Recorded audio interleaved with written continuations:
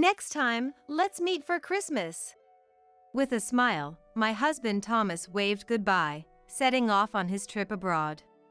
The news of the accident came from my father-in-law, Charles. A bus overturned in the mountains. Then it tumbled off a cliff. I was told that Thomas's body was cremated on the spot. I just wanted to see him one last time.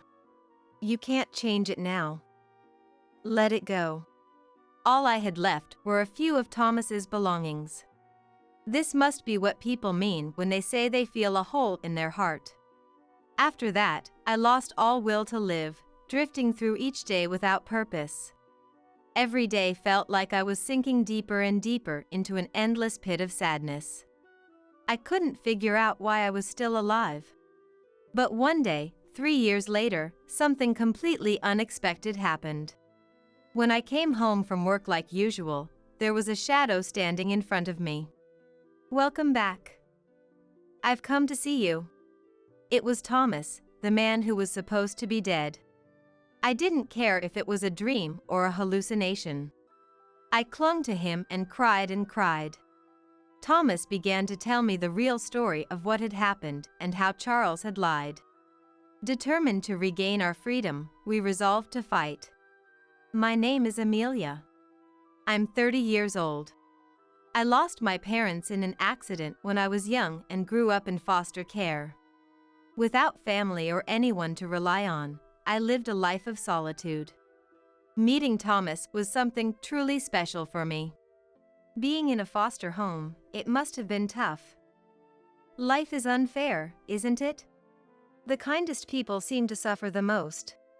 We met by chance through work, and soon after, we started dating. We quickly realized how much we understood each other, and not long after, we got married. We didn't have a wedding, just a photo shoot and a small celebration between us. I could finally be happy. I believed so without any doubt. Thomas's parents had divorced when he was young. He was raised by his single mother, who was gentle and kind-hearted. His mother passed away 5 years ago. She had been ill for a long time before she passed. Mom remarried 3 years before she died, so now, my only family is my second father. Not that I'm happy about it. Thomas has a sad expression on his face. Thomas always had a gloomy look on his face when he talked about his stepfather. And it was no surprise because his stepfather, Charles, was a nasty piece of work. Even though he is in his 50s and still jobless, he wasted his days away with alcohol and gambling. Charles was the kind of man who, even when we were getting married, tried to impose his own ridiculous conditions. Amelia, when you get married, you're going to live here with me. It's a woman's job to cook and clean, isn't it? Dad, hold on. Amelia and I already planned to get an apartment and live on our own. I don't care. Thomas, are you really going to go against your own father? Charles had taken care of Thomas's mom until her last moments. Thomas, being the kind and gentle soul he was, couldn't stand up to Charles. Reluctantly, I moved into the in-laws' house as Charles ordered. Charles lacked any sense of decency. After his shower, he would wander around half-naked, leaving the bathroom door open while using the toilet. Even though I was there, a woman in the same space, he didn't care at all. When I complained, Charles would immediately explode in anger. He would get mad shouting that I was merely just his son's wife. This is my house, damn it! Don't act all high and mighty just because you're married into this family. I'm sorry if I sounded arrogant. I just wish you'd be more mindful of your surroundings. Mindful of others in my own house? Don't be stupid. You're just a wife, so don't tell me what to do. As mentioned earlier, Charles didn't have a steady job. He would occasionally get work passed to him by acquaintances. I had no idea what kind of work it was. Even Thomas didn't seem to know the details. Charles was a man who loved both drinking and gambling. As a result, he was constantly short on money. When his funds ran out, he would sweetly beg me for money, using a creepy tone of voice. "Hey Amelia, could you lend me another $100? "What? But I just lent you some." "Charles, this is the third time this month. I always tell you I'll double it and pay you back. If I win, you'll benefit too, won't you?" Not once had I benefited. Charles's persistence truly wore me down. In the end, I would always give in and hand him the money. After indulging in gambling, Charles would come home with alcohol. He'd get drunk on his favorite beer, never intending to pay me back. "Hey Amelia, stop dawdling and bring me a snack. Come over here and drink with me." "No, thank you. Besides, Thomas isn't home yet." "That's the whole point. Let's have some fun before he gets back, just the two of us, all right? I'm really uncomfortable. Please stop." Getting close to Charles behind Thomas's back? That was unthinkable. I found him repulsive. But if he came at me with force, could I defend myself? I knew I had to keep a record of Charles's behavior for my own protection. So, I installed a small camera in the room to monitor him. If something ever happened, I'd have proof to defend myself. It had been 6 months since Thomas and I got married. I had gotten used to life at the in-laws' house. At the same time, it seemed that Charles had also grown used to me. His demands and actions became even more brazen, increasing my emotional strain. "Charles, please, I'm begging you. Put on clothes as soon as you're out of the shower." "Dad, think about how Amelia feels for a second. She hasn't known you that long and certainly doesn't want to see you naked." "Huh? Is Amelia not interested in my body? She can look at it whenever she wants, front or back. I'm not interested at all. Please, stop."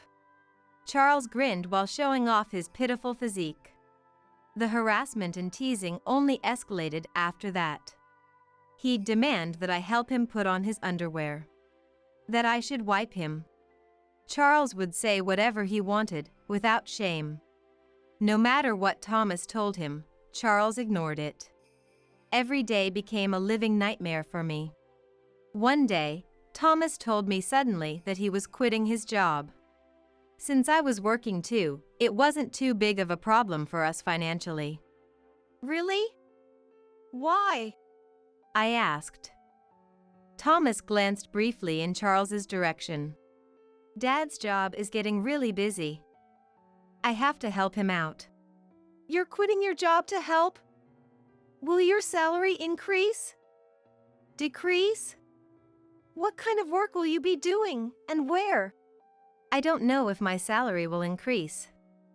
It will depend on the result of the work. It seems the fluctuation is huge. I really want to say where and what kind of work it is, but they said to keep it a secret even from family and relatives."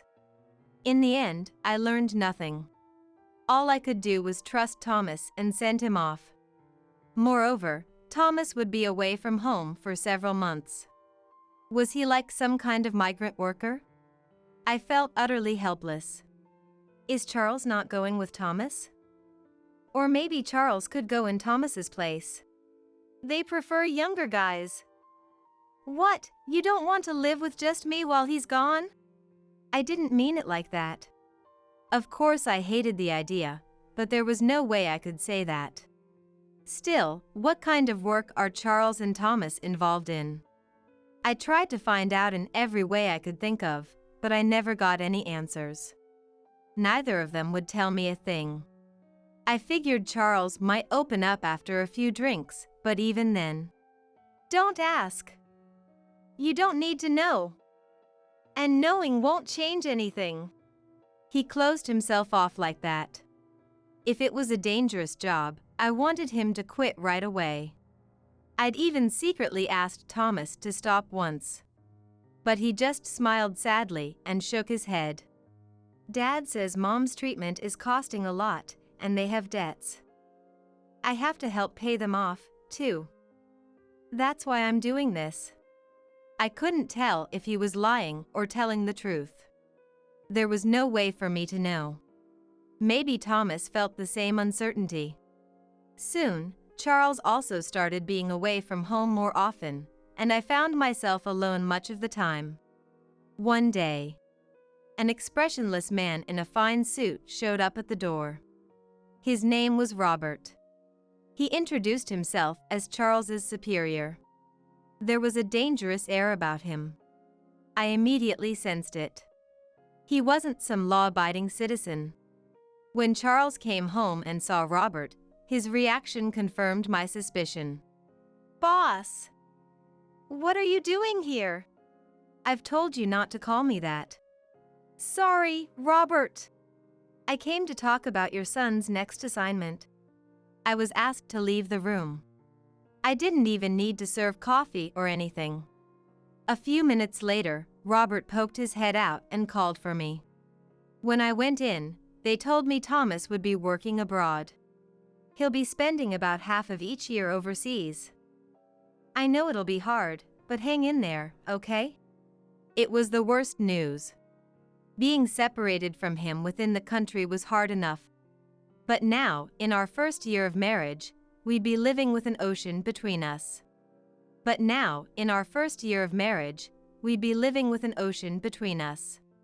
Thomas was pretty upset, too. He had no choice but to comply, it seemed. His destination was the Philippines. Apparently, they needed young workers, so only Thomas would be going. Charles and I would stay here, continuing our two-person life. On the day of his departure, we hugged at the airport and cried. I couldn't shake the feeling that this might be our final goodbye. Somehow, I just knew. Thus began my life alone with Charles. I tried to spend as little time around him as possible. Of course, I had to protect my chastity. There could be no mistakes. I wouldn't shower until he was asleep, and I never drank with him. Just because there was a security camera didn't mean I could let my guard down. I lived each day carefully, always on edge. Eventually, he must have noticed I was avoiding him entirely. Charles, drunk, shouted, "Don't get too cocky. Do you really think someone like me would be attracted to a cold woman like you? You're so full of yourself." "You can say whatever you want. Just make sure you put the dishes in the sink after you're done drinking. I'll wash them when I get back." "Hey! Where do you think you're going this late at night? You're my son's wife, aren't you? Can't you even sit and drink with me?" My relationship between Charles was only getting worse. At times like this, I would go to an internet cafe to pass the time. If only Thomas were here with me. For how many times have I wished that? I had no choice but to endure the hardships, counting down the days until Thomas came home.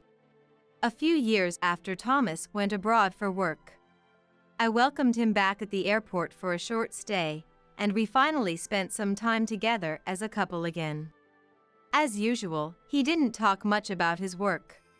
But that didn't matter to me. I was content just being with him. And I was sure he felt the same way. The day of his next departure has arrived. We embraced tightly at the airport, just like the last time we said goodbye. "I'll see you at Christmas." Thomas waved with a smile. I wiped my tears and waved back. Little did I know what fate awaited us in just a few days.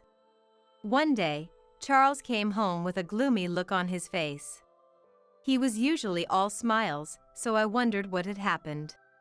I asked if his stomach was bothering him. Charles slowly shook his head.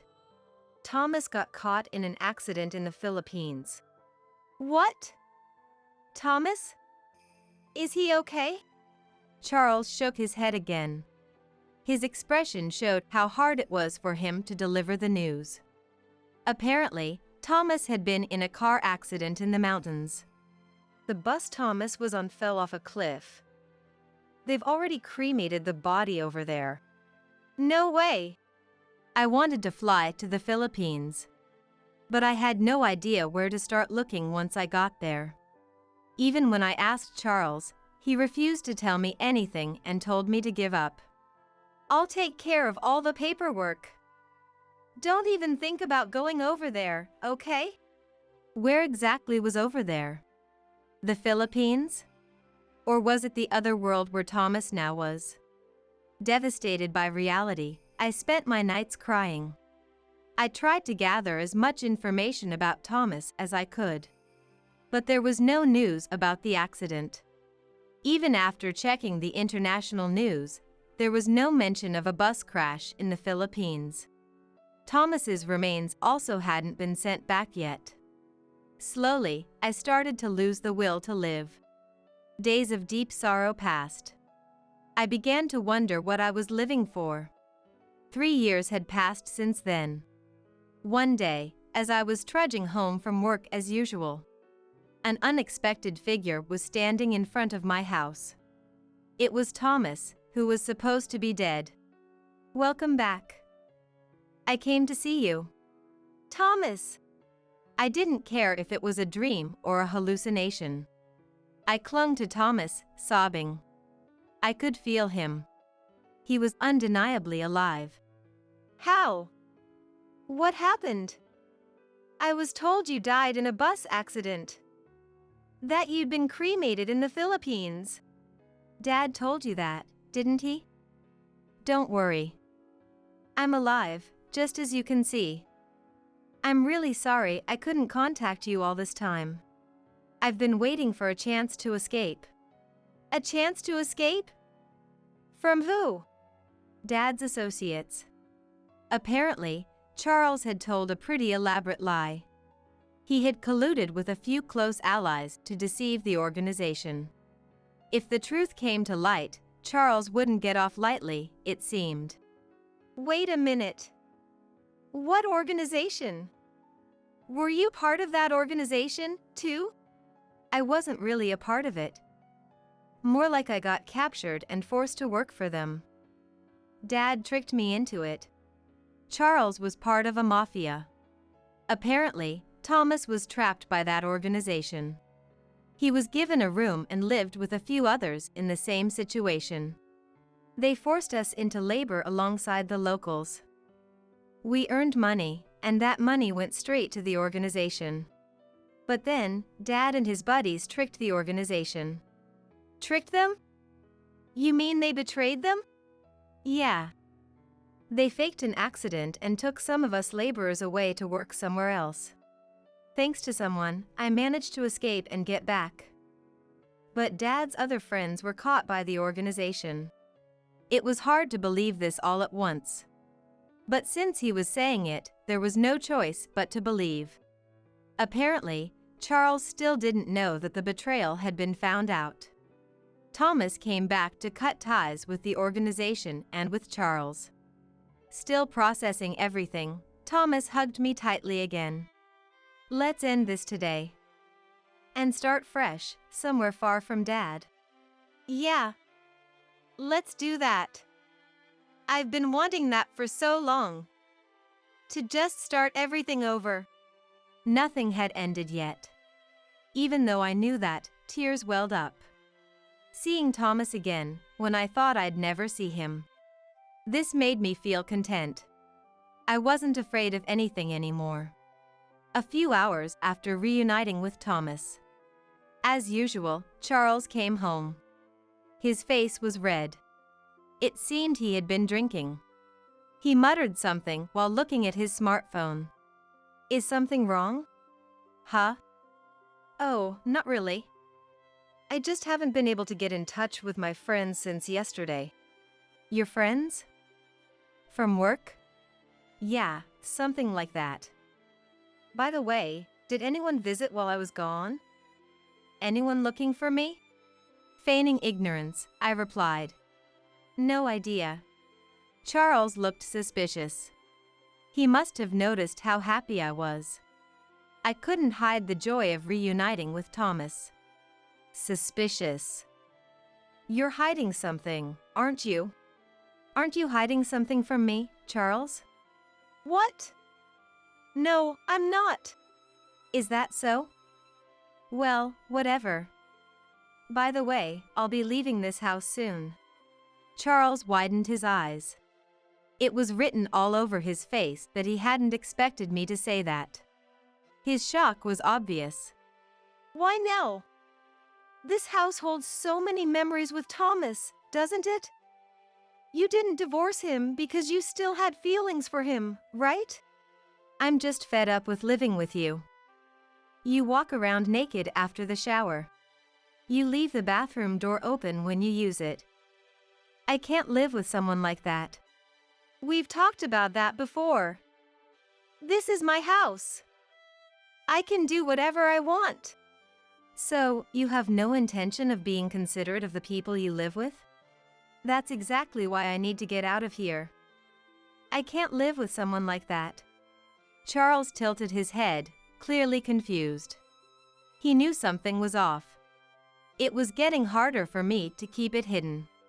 The joy of reuniting with Thomas was overwhelming. Just say it. What are you hiding? There's something, right? Isn't there? Charles, you talk first. There's something you've been keeping from me, isn't there? If you tell me everything right now, I'll share everything as well. No progress. Enough already. You're just the wife of my son. Don't get ahead of yourself. It seemed like his anger had reached its peak. Charles lunged at me. Of course, I had already anticipated this reaction. Thomas, who had been hiding, stepped forward and positioned himself between us. Thomas, you're back? But then why didn't you contact me? Well, why don't you try contacting your friends? I don't think anyone will answer. Did the organization find out about me? Thomas's silence was the answer. Charles's face grew paler by the second. He realized he had become a target of the organization. He must have just figured out how terrifying that was. The organization Charles was involved with, and Thomas too, for that matter, was essentially the mafia. The punishment for deceiving the mafia and causing them losses was severe. Charles would likely face harsh consequences. This is the worst. When and how did they find out? A member of the mafia came all the way over there, crossing the ocean to meet with me. They couldn't track down the information about the bus accident, so they came to check it out for themselves. It's been 3 years. It's just that this person only recently got wind of the accident. They're quite busy with other matters. Charles mumbled something to himself, likely trying to figure out a way to escape from the mafia. There's no way out, Thomas cut off Charles's train of thought. I've been told not to let Dad escape. Sorry, but you'll have to stay put. Please, Thomas, let me go. That's not happening. I'm angry too, you know. You forced me into labor by lying to me. And you made Amelia suffer while living under the same roof. You'll face punishment. Thomas knows I've been recording everything happening in the house. He's aware of how much pain Charles has caused me.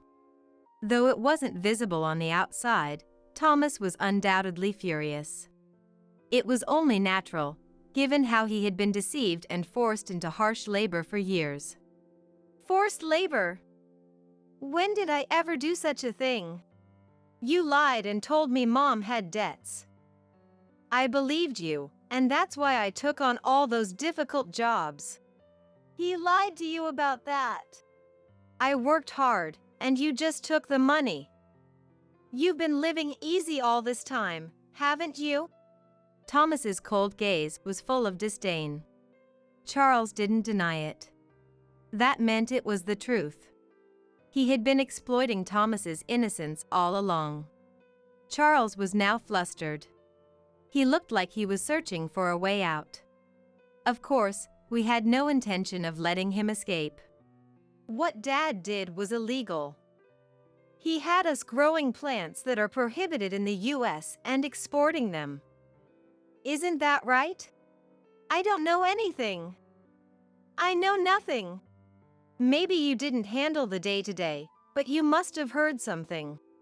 You had to have known what your associates were up to if you were sending people their way. So Charles's role in the organization was recruiting people? It seemed I had hit the mark. Charles's face twisted in pain as if I had struck a nerve. Thomas had done his homework on the crimes Charles and his group were involved in. Realizing that everything had been discovered, Charles seemed deeply disturbed. Surely, there were many others who had been deceived and forced to work like Thomas. Even though it had only been a few years, the anger of those whose precious time had been stolen was immense. I'm going to the police and tell them everything. Where Dad and the others are in the Philippines, how they bring the goods into the country, every route and method. Stop! I won't allow you to do that. Do you think you're in a position to give orders? You better think carefully before you speak. It was the first time I heard Thomas yell. Maybe Charles was just as surprised. The arrogant attitude he usually displayed disappeared in an instant. Thomas was younger and taller. And since 3 years ago, he had become more muscular. It must be the result of the harsh labor. Charles realized he couldn't win with brute force. Fine. Calm down, Thomas. I'll go to the police myself. Is that good enough? I'll turn myself in and confess everything. Sorry, but I don't trust you at all. I think you're just going to run away. Please believe me. I'm really sorry. I regret lying to you, taking you to the Philippines, and forcing you into hard labor for 3 years. Even to my ears, Charles's apology sounded insincere. He was probably thinking of finding a way to escape from here.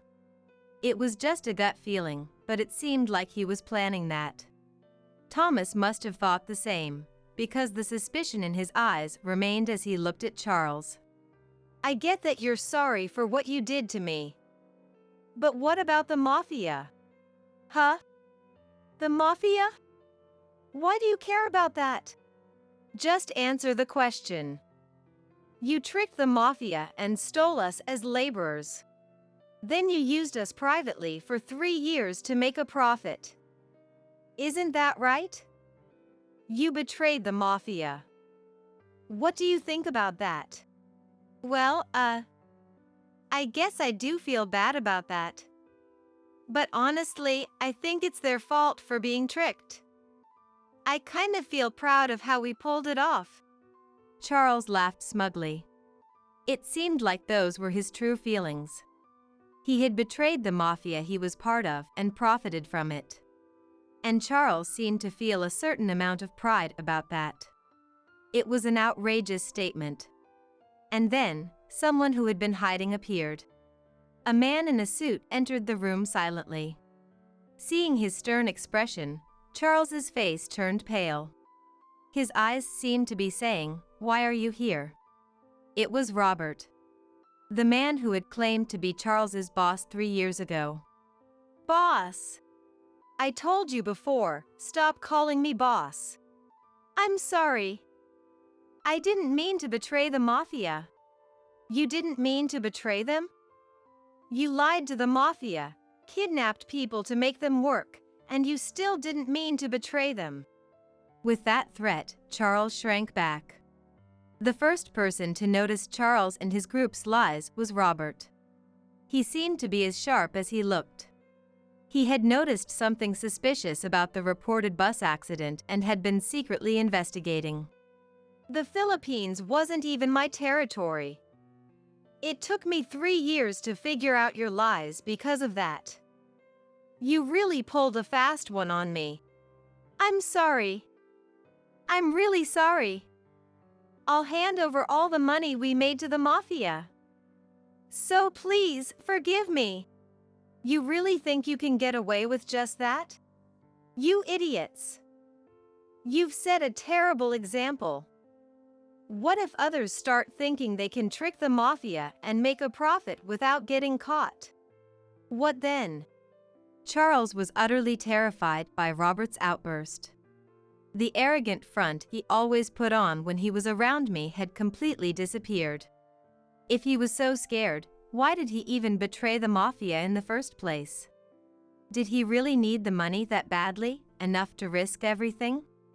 I honestly couldn't understand. Robert, without losing that piercing glare, suddenly turned sharply toward Thomas.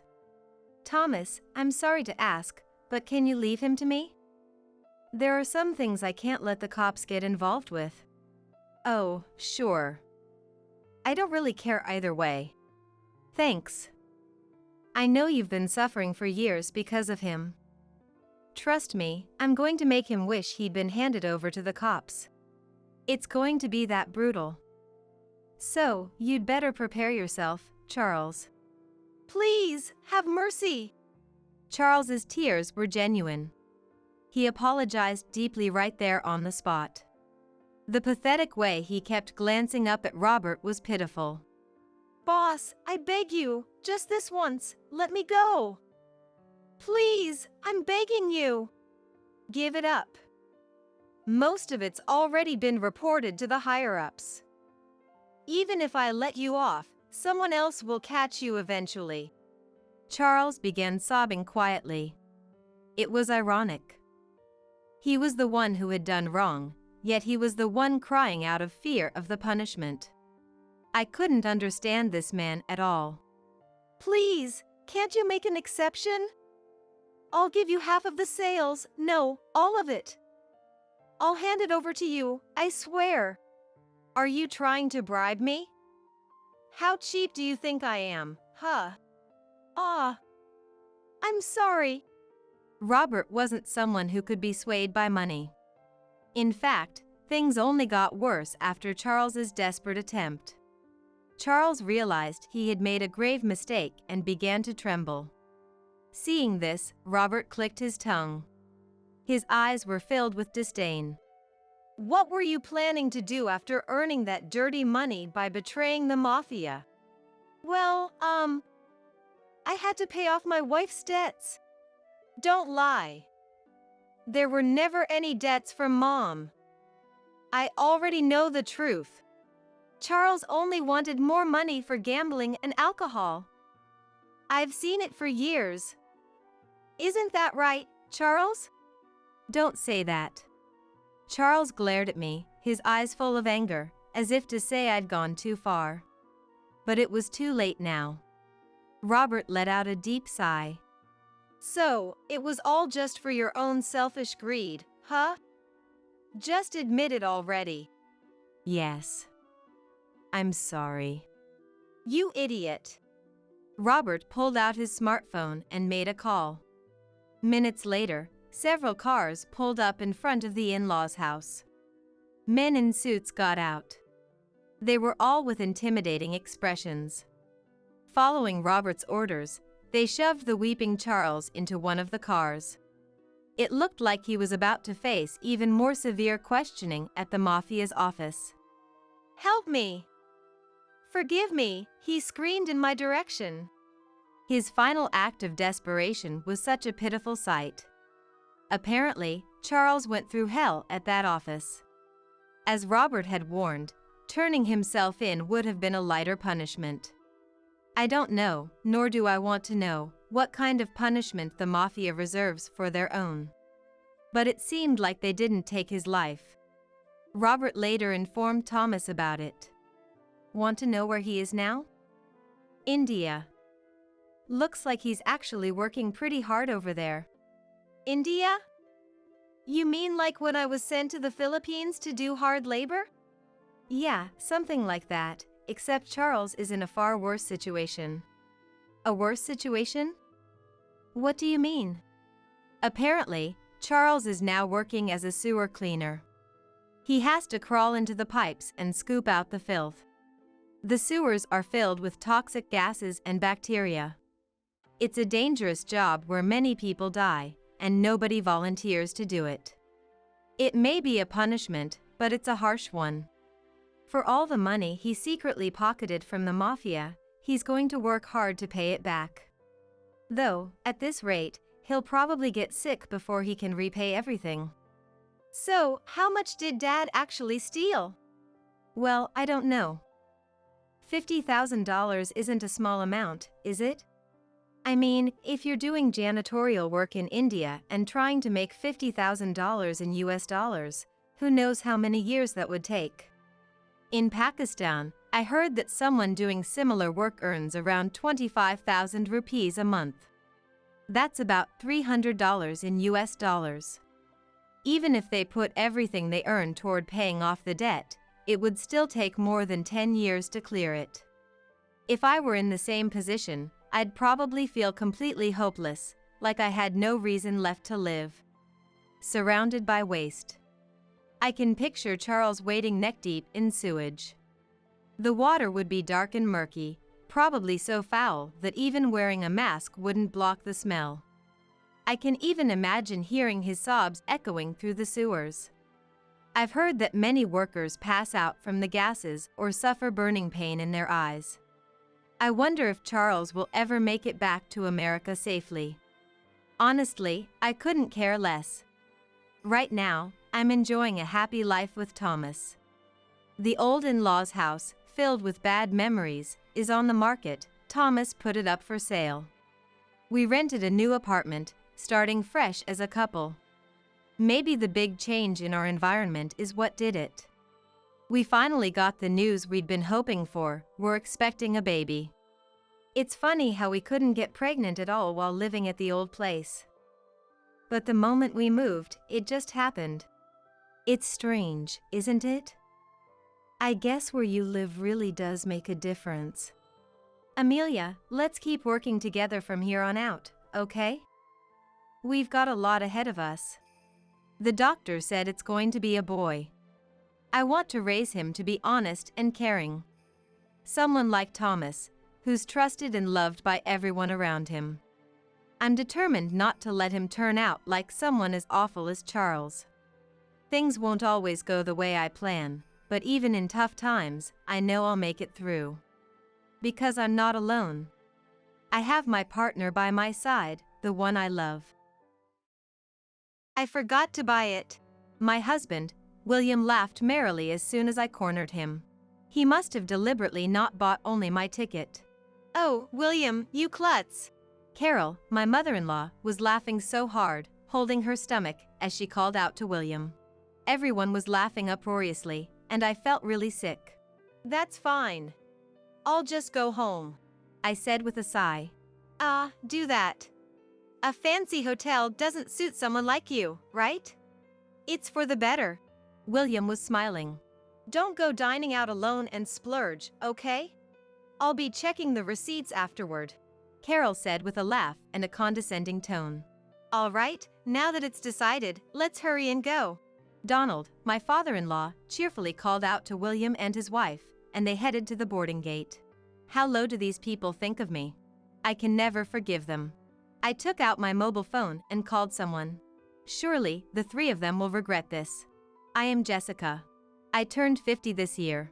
Currently, I live with my husband, William. Donald and Carol live nearby, about a 15-minute walk from our house. I met William over 20 years after becoming a working adult. In my current job, I'm in charge of sales. Recently, I haven't been able to achieve my sales targets, and going to work every day has been depressing. Naturally, my spirits are low. Under such circumstances, sales don't follow. Being scolded by my boss for poor sales performance only made me dread going to work more. I felt like I was caught in a negative loop. That's when I met William. We met in the break room of the 10-story building where I work. This building houses several companies, and there's a communal break room on the 3rd floor. During lunch break, female employees from other floors would eat sandwiches they brought. After being scolded by my boss, I would often rest in this break room. And today, after failing to meet my sales targets again and being loudly scolded by my boss in front of everyone, I was sitting alone on a chair, feeling down. Then William approached me. Are you okay? You look so gloomy. Actually, having been approached by William, whom I met for the first time, I confided in him about my work troubles. Perhaps because William was from a different company, I felt comfortable talking to him. William listened to me with empathy. After our conversation, William said to me, "From now on, I'll listen to you. So, let's exchange contact information." "Thank you so much." I nearly cried from William's kindness, but managed to answer with a smile. I think I already liked William at that time. William and I gradually became close.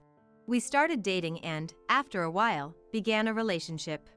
Then, a year into our relationship, William proposed, and we decided to get married.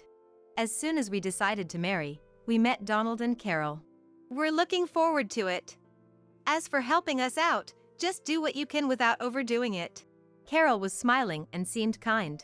"Once you marry William, let's all go on a trip together," Donald said, laughing heartily. Donald seemed like a regular person, and I felt reassured. Then the two of us decided not to have children. I was in my late 40s when I married William. Having a child at this point would put a lot of strain on my body. Besides, William also said, "I want to live a life with some financial leeway. I also want to take care of my parents." I agreed with William's suggestion, wanting to work hard at my job too. And so, we bought a new house together. We combined our savings to buy it outright, though it was a small house. Would become even happier. I believed so. However, I came to realize that it was all an illusion. Since getting married, I've been frequently troubled by Donald and Carol. For example, their sudden visits. Ever since William and I bought our house and started living there, Donald and Carol would come over without contacting us first. Then, they would point out in detail how I was lacking as a housewife. At worst, they would open the fridge and closets without permission and check their contents. Then they would scold me while screaming, "What's with this fridge? There's only cheap supermarket beef in here. You're feeding this to William?" Carol would scream upon opening the fridge today, as usual. "Well, we can't exactly buy expensive meat all the time." We used up our savings because we bought the house outright. That's why we're trying to save as much as possible. So, when Carol complains like that, it puts me in a difficult position. I had no choice but to endure Carol's criticisms. Then, one day, once again, Donald and Carol came to our house. As usual, Carol brought a large paper bag, intending to take something from our house. Initially, Donald and Carol would come empty-handed, but after a few visits, they started bringing a large paper bag. And every time, they would take away a large amount of food and daily supplies from our house. Everything Donald and Carol took was paid for out of my wallet. I was becoming increasingly uncomfortable with Donald and Carol's lack of restraint. As I was feeling bewildered by Donald and Carol, Carol picked a dress from my closet. "What is this dress? It looks expensive. You're wasting money again." "Ah, that's..." I couldn't help but raise my voice. Carol was holding and showing off my dress. Seeing the dress, I turned pale. "Carol, please don't open it without permission. And that dress is a birthday present from my mom. Please, give it back." I desperately tried to get the dress back from Carol. In fact, this dress was something my mom had cherished for a long time. For work, my mom would wear famous brand clothes when going to clients. This dress was given to me by my mom. "Jessica, you're old enough now. Become a dignified woman like me." So, this is something I cannot give to Carol. However, Carol looked at the dress and laughed. "This kind of nice dress is still too early for you. I'll wear it for you. Be grateful." "How could you? It's a birthday present from my mom, you know?" I was on the verge of tears. Then William, who had been watching the whole time, said with a laugh, "Mom's offering to wear it for you, be thankful. You're a wife of the Smith family. It's a wife's duty to listen to Mom, isn't it?" William always tried to make me concede with the phrase wife of the Smith family. This wasn't something new. On the first weekend after we got married, when I was called to the in-laws' house from the morning and told to weed the garden, William said that, "It's a rule for the wife of the Smith family.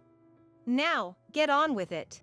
William sounded as if he was someone of higher status, using his position to act superior. But I didn't want to give up the dress. As I stayed silent, feeling humiliated, Donald said authoritatively, William took an older wife, and we can't even see a grandchild's face. At the very least, doing us favors is your duty, isn't it? Even though I'm the same age as William, Donald's notion that it's okay for a man but not for a woman irritates me. Yeah, exactly, Dad's right. So, give the dress to Mom. William nodded as if it was only natural. How terrible! There's not a single ally in this house. No matter what I say, I'm made out to be the villain. Carol was happily putting the dress into the paper bag. So, I reluctantly complied with William, Donald, and Carol. And the problem isn't just Donald and Carol. There's also a big problem with William. Recently, William has been coming home late, and there have been many days we haven't eaten dinner together. I'm home.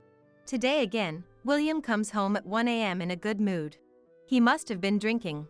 His face is red. Welcome back. I greet William with a puzzled look. William, without caring about how I feel, spoke to me. I'm going to take a shower. Can you put away my bag for me? William hands me his bag and heads straight to the shower. It's always like this, I say in disbelief as I go to put his bag in his room. Then, I heard a notification sound from a mobile phone inside the bag. William left his mobile phone in his bag again. William always carries his mobile phone with him, but today, perhaps because he's drunk, he forgot it in his bag. If it's an emergency work call, it could be serious. I gently take William's mobile phone out of the bag. And as I look at the screen to check, I freeze. What is this? Displayed on the mobile phone was the name Lisa. Today was so much fun. But it got late, haven't your wife noticed? I'm worried. Love, Lisa. Reading this text, I was convinced of William's affair. Then, there were several more texts from Lisa. Some of them were explicit, and it became clear that William had been cheating for a long time. I took photos of the mobile phone screen expressionlessly, one after another. I thought this would be useful as evidence of William's infidelity when the time comes. However, this alone wasn't enough as proof. I sighed. Besides, I'm already 50, and it would be difficult to remarry after leaving William. Without children, the thought of being alone from now on was mentally tough. What should I do now? Holding William's mobile phone, I was at a loss. Then one day, William said to me, The anniversary of Mom and Dad's wedding is coming up. Hurry up and plan the trip. William expected me to act as if it were a given. I understand. I could only nod in agreement with William. Every year, we present a trip to Donald and Carol for their wedding anniversary. Of course, William and I also accompany them, catering to Donald and Carol. We have been booking the same hotel every year, and I plan to book it again this year. But then, William suddenly said something unexpected. That's right. Since it's the 50th anniversary of Mom and Dad's marriage this year, book a special hotel for them, will you? What? I was bewildered. The usual hotel was already quite high grade. Moreover, the cost of the hotel is all paid from my salary. William would say, Paying for the trip and showing filial piety is the role of a son's wife. It's my role to have fun there and show them a good time. That's why booking a too expensive hotel would only increase my burden. As I was puzzled, William said in a bad mood, It's their 50th wedding anniversary. Don't you have any respect for my parents? William continued to nag, insisting on how I lacked awareness as a wife. Exhausted by William's lecture, I simply replied, I got it, and ended the conversation. When thinking of a higher grade hotel, only one hotel came to mind. The reservation process for it was a bit special. After successfully making the reservation, I approached William. I've booked the hotel, William said with a nasty smile. Make sure it's a hotel that I like, okay? I won't accept it if it's an inferior hotel. William looked ready to find fault with an unpleasant face. I sighed at William and replied, It's a distance by plane, but it's a respectable hotel. Look, this should satisfy you, right?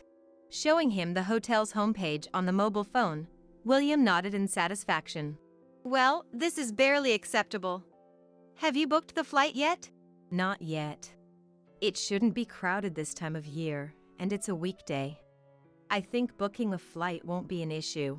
As I answered, William said something unexpected. I'll book the flight.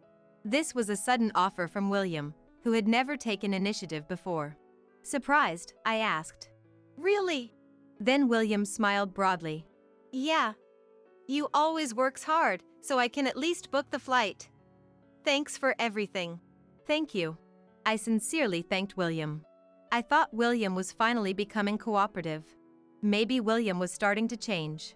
That's what I hoped. However, my decision at that moment would greatly shake the situation. On the day of the trip, William went to pick up Donald and Carol first, so I was to meet them at the airport. Sorry to keep you waiting. Arriving with my and William's luggage, William and the others were already at the meeting spot. And for some reason, Donald, Carol, and William were smiling maliciously. I had a bad feeling. As I thought this and looked at their hands, each was holding a plane ticket. I called out to William. Can I get my plane ticket too? Then, in the next moment, William said something unbelievable. I forgot to buy it. William was laughing cheerfully. Just mine. Unable to believe this sudden revelation, I asked William. That's right. I bought tickets for Mom and Dad, though. Ha ha ha. Saying so, William sported a malicious grin. That attitude made me realize he must have deliberately not bought only my ticket. William, you're such a klutz. Carol, laughing so hard she was holding her stomach, called out to William. Everyone was laughing uproariously, making me feel really sick. That's fine. I'll just go home, I said with a sigh. Do that. A fancy hotel doesn't suit someone like you, right? It's actually for the better. William was smiling. Don't go dining out alone and splurge, okay? I'll be checking the receipts afterward, Carol said with a laugh and a condescending tone. Well, now that it's settled, let's hurry and go. Donald happily called out to William and the others, and the three of them headed to the boarding gate. How low do these people think of me? I can never forgive them. I took out my mobile phone and called someone. Then I immediately purchased a ticket on a different flight than William and his party. Surely, the three of them will regret this. At 3 p.m. that day, I received a call. My phone was on silent, so it didn't ring, but the caller was William. As I thought. I laughed maliciously and ignored the call. Actually, the flight William and his party were booked on was a morning flight. Check-in was at 3 p.m., so they probably planned to enjoy some sightseeing upon arrival. I, however, headed to the luxury hotel they were planning to stay at before them. And at the luxury hotel, I approached a certain person waiting there. Mom. Sorry for the sudden visit. That person was my mom. I apologized to Mom as soon as I saw her. What on earth are you doing, Jessica? You went to all the trouble of booking this high-grade hotel. Now you're saying suddenly you can't stay? Mom asked, looking exasperated. Actually, I told Mom about everything that William, Donald, and Carol had done. I also mentioned how Carol had taken the dress Mom gave me. Then, visibly angry, Mom declared, I will never forgive them. I'll get that dress back.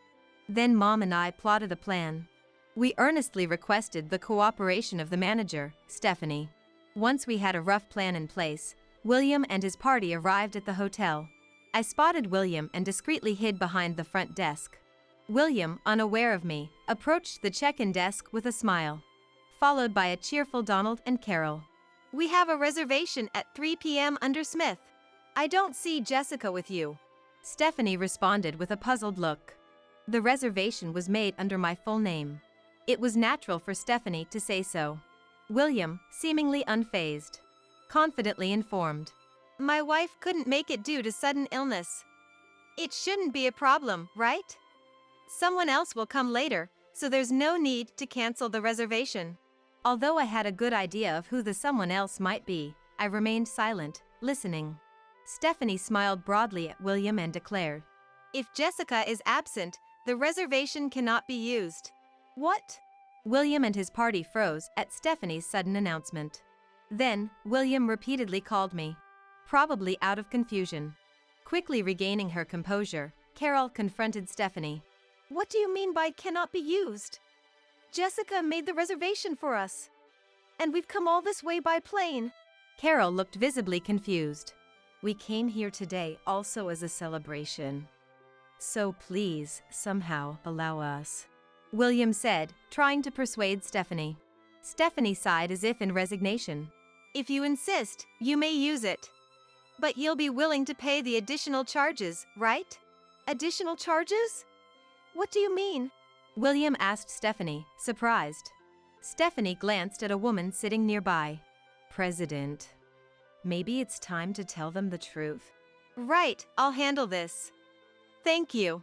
During the exchange between Stephanie and the woman, Carol looked puzzled. Who is that woman? Wearing those dark sunglasses? Carol began to say, but stopped abruptly, as she recognized the woman. You're Jessica's mother, aren't you? Why are you here? Carol said, looking confused. Mom and Donald and Carol had only met at family-only weddings. Mom smiled warmly in response. It's been a while. By the way, where's my Jessica? She's not feeling well. William continued to lie in response to Mom's question. Mom sighed at William's response. Don't lie. I spoke to Jessica on the phone earlier and she sounded fine. Moreover, this hotel reservation was made using our company's corporate rate. If she isn't here, you'll have to pay the standard rate. At Mom's mention of our company, William, Donald, and Carol began to show obvious signs of confusion. What? It would be about a 70% increase. Can William and his family afford that? Mom chuckled. What are you talking about our company? Jessica didn't mention any corporate rate to us. And she never told me about you either. William spoke with confusion. Clearly, the overload of information was too much for him to process. Carol also addressed Mom. Is this a corporate rate from the company you work for? What a benefit you have even for a low-level employee. Your company must be a small one with generous welfare. Carol's sharp remark caused Mom's brow to furrow. I had never gone into detail about Mom with William, Donald, and Carol. Since they never asked, I hadn't shared much about her.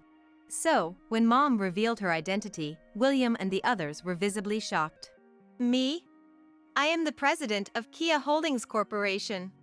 Jessica is, in fact, the designated future president. Mom said this with a bright smile. Kia Holdings Corporation? That's a major company. Carol exclaimed loudly. Donald and William also looked shocked. Kia Holdings Corporation is one of the top travel agencies in the country. They also operate hotels and restaurants, among other businesses. In fact, this hotel falls under our group, allowing us to use it at a significantly reduced rate. Kia Holdings Corporation is a dynasty, with our family leading it for generations. And currently, Mom is the president of Kia Holdings Corporation. I know the company Jessica works for, but it's not Kia Holdings Corporation. Melissa, are you lying to us? William glared at Mom. William and I work in different companies within the same building. That's why William said such a thing to Mom. Mom laughed and explained in a humorous tone. That company is just where she is seconded to. So, her actual affiliation is with Kia Holdings Corporation. She has completed her training and plans to return to the headquarters the year after next. Saying so, Mom handed her business card to William. William looked at the business card and his face turned pale. So, you really are the president of Kia Holdings Corporation? William's body trembled slightly. Next to him, Donald and Carol also looked pale. Donald is now retired and living on a pension, but he used to work as a corporate employee. He seemed to have worked for a mid-sized company, and I heard from William that he retired as a manager. The difference in status between Donald, who retired as a mid-sized company manager, and Mom, who is the president of a major corporation, was stark. Then, Mom continued her attack. That dress. I gave it to Jessica. Why are you wearing it? It's my special dress for important occasions. With that, she glares at Carol. I'm sorry. I'll take it off right now. Carol, turning pale, hurriedly looks for a place to change. After quickly changing, she returns the dress to Mom. If there's even a slight fray, I'll be billing you for the repairs, understand? Yes. Carol replies meekly to Mom's declaration. Then, William, as if remembering something, murmurs. I need to tell Lisa not to come here. Mom doesn't react as if she hadn't heard him. However, I didn't miss his murmur. Stepping out from the front desk, I shout loudly. Lisa won't be coming. Jessica? Why are you here? I called you several times. William is clearly shaken. Carol is just as agitated. Jessica, you weren't supposed to have a ticket, and now you've even took my dress. She nearly screams. Mom quickly retorted. The dress was Jessica's to begin with. It's not yours. Donald is also quite flustered. Kia Holdings Corporation, that's a bigger company than the one I worked for. And she was the president, he says, disheartened. Prideful as he is, the revelation probably wounded his ego. I came on a different flight. To get revenge on you all, I say with a smile. So, Lisa not coming is. I made sure she wouldn't come. Right after you all left on the plane this morning, I called her. The day I found out about William's affair through his mobile phone. I discreetly visited a detective agency and requested an investigation. I obtained Lisa's contact information along with the investigation results. I had planned to talk to Lisa directly at some point, but this occasion prompted me to call her directly. After our conversation, Lisa made a decision. I calmly tell William the truth. Lisa has decided to break up with you. After I contacted her about compensation, she apologized. I was only after William for his money. I was never serious about someone old like him. Lisa was still in her 30s.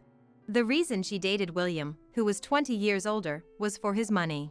She was attracted to the idea of being treated to meals and receiving brand items from him. Lisa had been quite clear. He invited me to travel with his parents, so I thought it was time to end things. I didn't want to marry William anyway. Hearing this, William was shocked. That's a lie, right? I was thinking of divorcing to be with Lisa. William. Carol consoles a stunned William. Donald also shows sympathy towards William. Mom and I look on coldly at the three of them. Then, I make my final decision to William. I'm also divorcing you, William. Now you're free to date whoever you want, not just Lisa. At my mention of divorce, William becomes defensive. I have no intention of divorcing. It's meaningless without Lisa. I'll never sign any divorce papers. After all, there's no conclusive evidence of infidelity. Carol echoes William's sentiment. That's right. We won't allow a divorce. After all, Jessica is the future president of Kia Holdings Corporation, right? We can lead an even wealthier life. Carol's eyes gleam unervingly. Donald also seems pleased, probably anticipating financial support from me. However, I won't let things go their way. I glare back at them. Then, how about you look at this? I hand over the results of the detective agency's investigation to them. The evidence clearly shows the affair. Photos and texts provide irrefutable proof. Faced with undeniable evidence, William and the others turn even paler. They even followed us here. How? Looking at them, I let out a laugh. The condition for waiving Lisa's compensation was that she testify favorably about mine and William's divorce. It'll be interesting to see what she says if it goes to court. As I laughed, William's face turned ashen. His face was filled with despair. Donald and Carol looked as if they had been thrown into the depths of hell. I had no intention of forgiving William, Donald, and Carol. I was prepared to fight them to the end, ensuring they fell into their own hell. Eventually, the divorce between me and William was finalized. William resisted until the end, but eventually caved. I'll apologize as many times as it takes. Just please spare me from divorce. If I had known you were the future president of Kia Holdings Corporation, I would never have cheated. He pleaded with me. But I was relentless. Mom recommended a competent lawyer, and I confronted William with evidence of his affair. William was left speechless by the evidence. Considering how this is going, should we talk about increasing the compensation? I suggested, turning William's face even paler. I'm so sorry. With that, William hastily signed the divorce papers. Despite all his resistance, it ended anticlimactically. Although I didn't demand compensation from Lisa, she ended up being fired. As it turned out, Lisa worked for a company affiliated with Kia Holdings Corporation, so Mom talked to the affiliate. This isn't what we agreed on. Lisa was reportedly in tears, but that was none of my concern. Lisa would likely struggle with job hunting from now on. Even after the divorce, the trouble with William continued. William, Donald, and Carol started lurking in front of my workplace building. It seems William's misconduct had been exposed to his company because of the divorce. William had been involved with several other women besides Lisa. Some had interacted with William for promotions. However, since Mom had connections with the president of William's company, she revealed all of William's actions. The president was furious and demoted William. This led to a surge of internal complaints against William. Some were even considering filing official reports. Eventually, William felt uncomfortable continuing at his job and resigned. And so he became unemployed. Donald and Carol, being retired and not working, couldn't support an unemployed William. Carol had always been a housewife, and Donald had only ever reached the level of manager before retiring. Their income wasn't high, and their pension wasn't enough. With me gone, they couldn't afford their luxuries anymore and were dissatisfied. That's why they conspired with William to ambush me at my workplace. What a hassle. I consulted the police, but they couldn't act immediately. However, a decisive moment came. One day, I ignored William and his group waiting to ambush me and tried to enter my workplace building. Then William approached and grabbed my arm. Ouch! Let go! But William wouldn't release his grip. Getting cocky because we've been quiet. We're struggling without money. We'll remarry and you'll support us again, William said, pushing a marriage consent form at me. Just sign it. It's for our sake, so hurry up and sign. Carol also grabbed my arm, forcing a pen into my hand. Don't even think about running away. Donald was there too, blocking any escape. Enough is enough. As I was struggling, a voice called out. William and the rest of you, stop it right now. It was Mom. Mom. Relief washed over me as Mom arrived to help. Mom always came to my rescue. Security! Over here! Mom called for the security guards. Ah! Donald and Carol panicked and ran off. The sight was pitiful. Don't leave me behind! Only William's cries echoed as he was left behind. Thus, William was caught by the security guards and handed over to the police. Marks from William's grip were left on my arm. Because of that, I decided to file a report this time. Donald and Carol may have escaped, but the police will likely contact them soon. William, Donald, and Carol have acted in a manner that will lose them social credibility. With no jobs, their future looks bleak. Since then, I have returned to the headquarters of Kia Holdings Corporation. William's whereabouts have become unknown after that incident. He seems to have fled to avoid arrest by the police. Donald and Carol returned to their house after the incident. Therefore, the police visited their house to hear their side of the story voluntarily. For my safety, I changed my workplace. Although I could have continued working at the same company, I was supposed to return the year after next anyway. Mom decided it wouldn't be a problem to return now.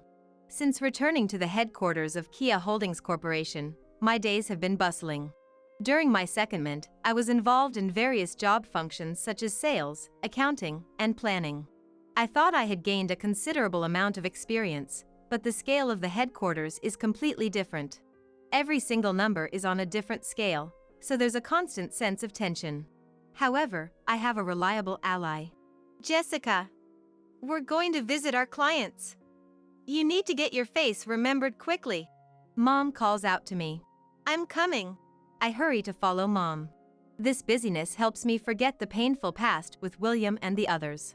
And I'm nothing but grateful to Mom, who has helped me through tough times. To repay Mom, I continue to look forward today. Break your promise and you're dead meat.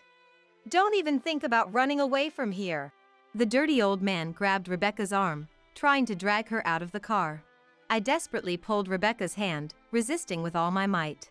I had to shut the car door, fast. We needed to escape this town, now. In no time, I heard Melissa and Raymond's voices too. Rebecca, wait! Do you have any idea what's gonna happen to us because of you? The three adults going berserk on the dark streets, it was nothing short of insanity. In this backwoods town with no streetlights, I kept running away from these lunatics, together with Rebecca. How on earth did things turn into such a blood-curdling, horrific nightmare. I had come back home after getting news of Rebecca's wedding from Mom, supposedly to celebrate. My name is Jessica. It's been over 8 years since I left my rural family home to live on my own, and I'm now 27. Currently, I work in sales at a pharmaceutical company in Los Angeles. I'm single, but still want to focus on my career for now. Selling new drugs developed by our company to various medical schools and hospitals is grueling work, but it gives me a greater sense of fulfillment than anything else. Pharmaceutical companies and doctors joining hands to save as many patients' lives as possible, there's no greater joy. I moved out of my parents' place right after graduating high school, at the same time as I entered university in LA.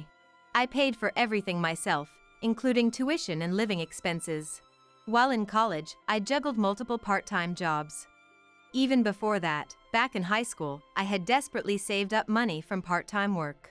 I was determined not to rely on my parents at all. The biggest reason I wanted to get away from home was my dad.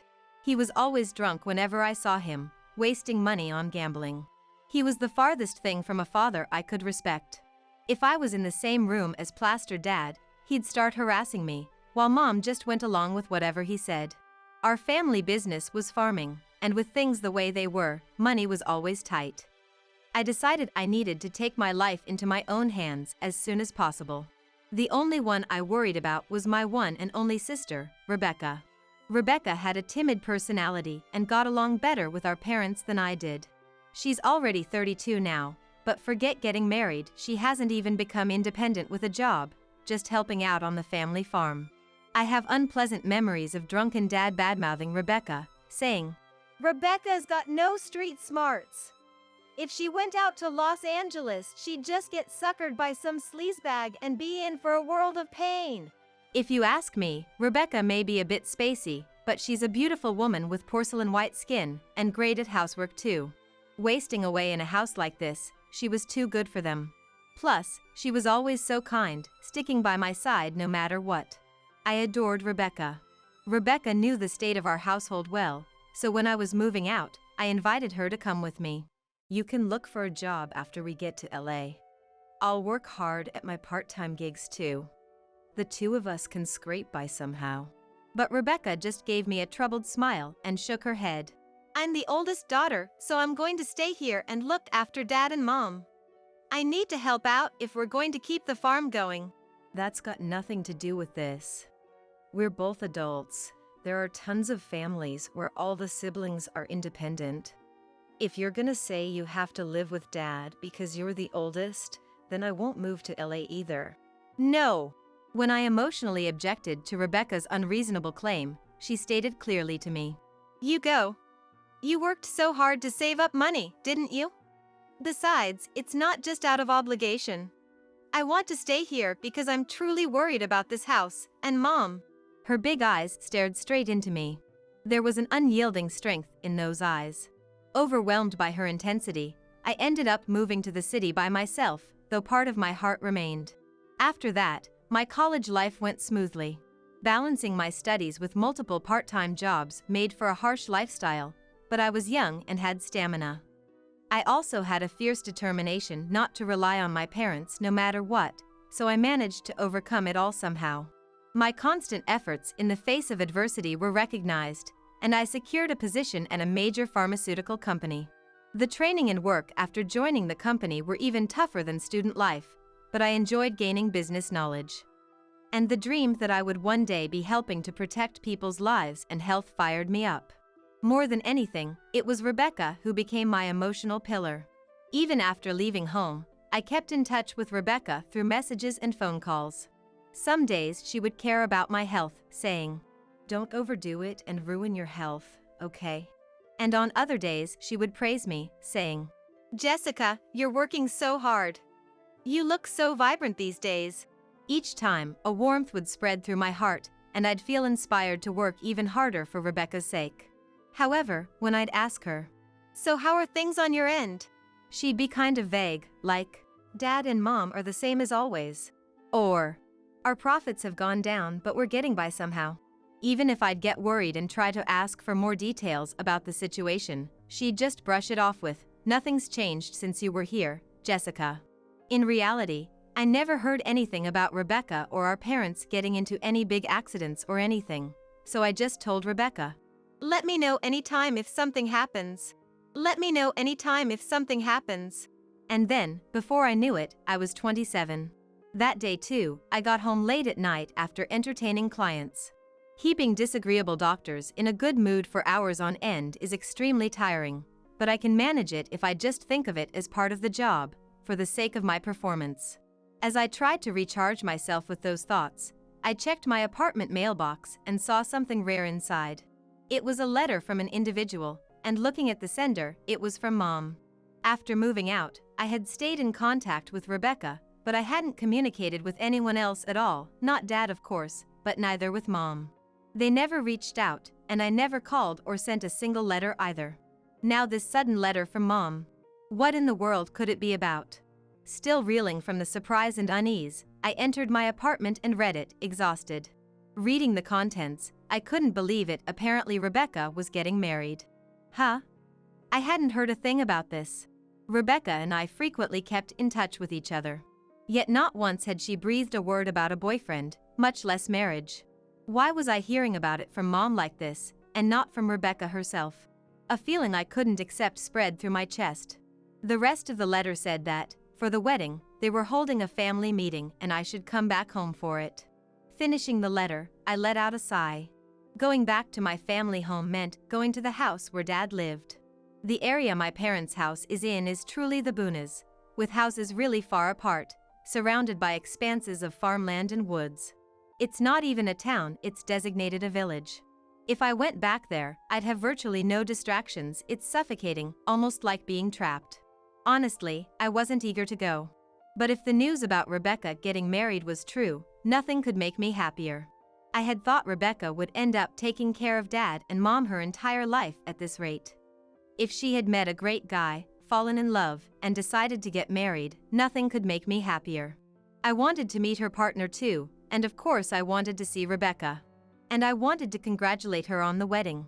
The next day, I wrote back to Mom saying I would attend the family meeting, and took paid leave on the appointed day. Then a few weeks passed, and it was the day of the meeting. I rode Amtrak for 7 hours to get to the city where my family home was, then planned to drive a rental car from there. The family meeting was also meant to be a dinner, so the sky was slowly turning to dusk. Away from the din of the city, in a quiet landscape devoid of neon signs or crowds of people, the sky was gradually dyed a deep red. It had been the norm when I was a kid, but coming back after 8 years, it seemed strangely surreal. I managed to arrive at my parents' house without getting lost. It was a dilapidated wooden house, visibly damaged here and there on the walls and roof even from a distance. I could tell the yard, overgrown with weeds, had hardly been tended to. The house was a mess, despite Rebecca's best efforts to keep it clean and tidy.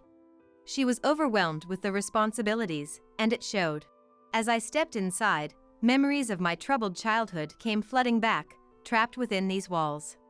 It left a bitter taste in my mouth. There was no guest parking, so I had to leave my rental car a short distance away and walk the rest of the way to the house. By then, the sky had darkened considerably. Deep navy blue blended with the remnants of a purple sunset, creating a stunning gradient. The vast expanse of the sky and the crisp air made the first few stars visible. A few crows cawed ominously, their voices echoing through the stillness.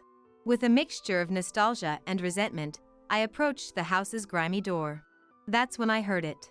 The faint rustling of grass. Startled, I spun around to find Rebecca standing there, her face tense and uncharacteristic of someone about to attend a family meeting. Despite the years apart, Rebecca was still breathtakingly beautiful. My beloved sister, right there in front of me. It was my favorite Rebecca. But this was no joyful reunion. Rebecca. Shoo. She raised her eyebrows and held a finger to her lips as I started to speak. Confused, I stood there dumbfounded as Rebecca lowered her voice. Why did you come back? What? Wasn't it obvious? I was there to celebrate her wedding. Yet instead of welcoming me, she seemed angry, even upset, at my return. I thought there was a family meeting. Never mind that, we're leaving. Cutting me off, Rebecca grabbed my arm firmly. She dragged me along as she ran, giving me no choice but to follow. None of this made sense. But it was clear that this was no simple family meeting. The situation was far more complicated. Rebecca led me to one of the few bus stops in the village. She pulled me behind a small shelter that doubled as a waiting area. "Hey, what's going on?" I thought we were having a family meeting tonight about your wedding, I whispered. Out of breath, Rebecca hung her head in silence. Then, we heard footsteps approaching. It was rare for anyone to be out walking at night in this village. It was easy to tell there was only one person coming. Rebecca shielded me, hiding me behind the wall as she peeked out to check the alley. "Mom!" Rebecca's face turned pale in an instant. Through a gap in her arms, I caught a glimpse of Mom in the alley. In the years I'd been away, Mom seemed to have aged a bit. But even more shocking was that her expression was twisted as if to say it was the very face of a demon. There was still some distance, but it was clear that Melissa was calling out Rebecca's name. Rebecca turned to me and said in a strong tone, "Get away from here right now. And go back to Los Angeles." "Why?" "Hey, what's going on?" As if to say there was no time to explain, Rebecca quickly shook her head. "Make sure Mom doesn't find you. Dad too. Make sure no one you know finds you. Run away from here as soon as possible." Overwhelmed by Rebecca's intensity, I nodded. "Okay. But what about you?" "I'll meet up with Mom and then go back home." "What, you mean?" "If Rebecca meets Mom. If Rebecca goes back home. What will happen, I wonder? I don't know anything. But my instincts told me I couldn't let Rebecca go home like this." "Rebecca, this way." This time, I pulled Rebecca's hand. "This is so weird. Mom's acting strange too, and this situation is all messed up. And you say you're getting married, but you don't look happy at all." "Jessica." Rebecca lowered her eyebrows sadly, still entrusting one hand to me. "I can't return you like this. There's still time now. Let's just run away like this. Let's go to Los Angeles together." "But..." "Hurry." While Rebecca hesitated, Mom was getting closer. I pulled Rebecca's hand even harder. Whether it was guilt towards her family, or a sense of relief from being freed from the current bizarre situation, Rebecca stared at me with tears in her eyes and gave a small nod. "Let's go." We held hands and ran with all our might. Our destination was the rental car I had arrived in. The village was completely steeped in night, and the road with hardly any streetlights had poor visibility. Although we almost stumbled on pebbles along the way, we ran desperately. Rebecca didn't let go of my hand. Soon, we arrived near the car I had come in. As I was inserting the car key, Rebecca suddenly let out a scream beside me. I turned around involuntarily. In the distance, mountains stood in a row, and in the pitch-black scenery with only fields around, I faintly saw the shadow of something. Was it a monkey or an animal? Or was it something else, something living that we shouldn't see? Wrinkled skin, hair growing chaotically from the head. Underneath, something like eyes shone sharply. I mustn't get near this thing. I got goosebumps involuntarily. Before even considering who it was, I felt a physiological disgust. "Get in the car, quick!" Rebecca shouted in a scream-like voice.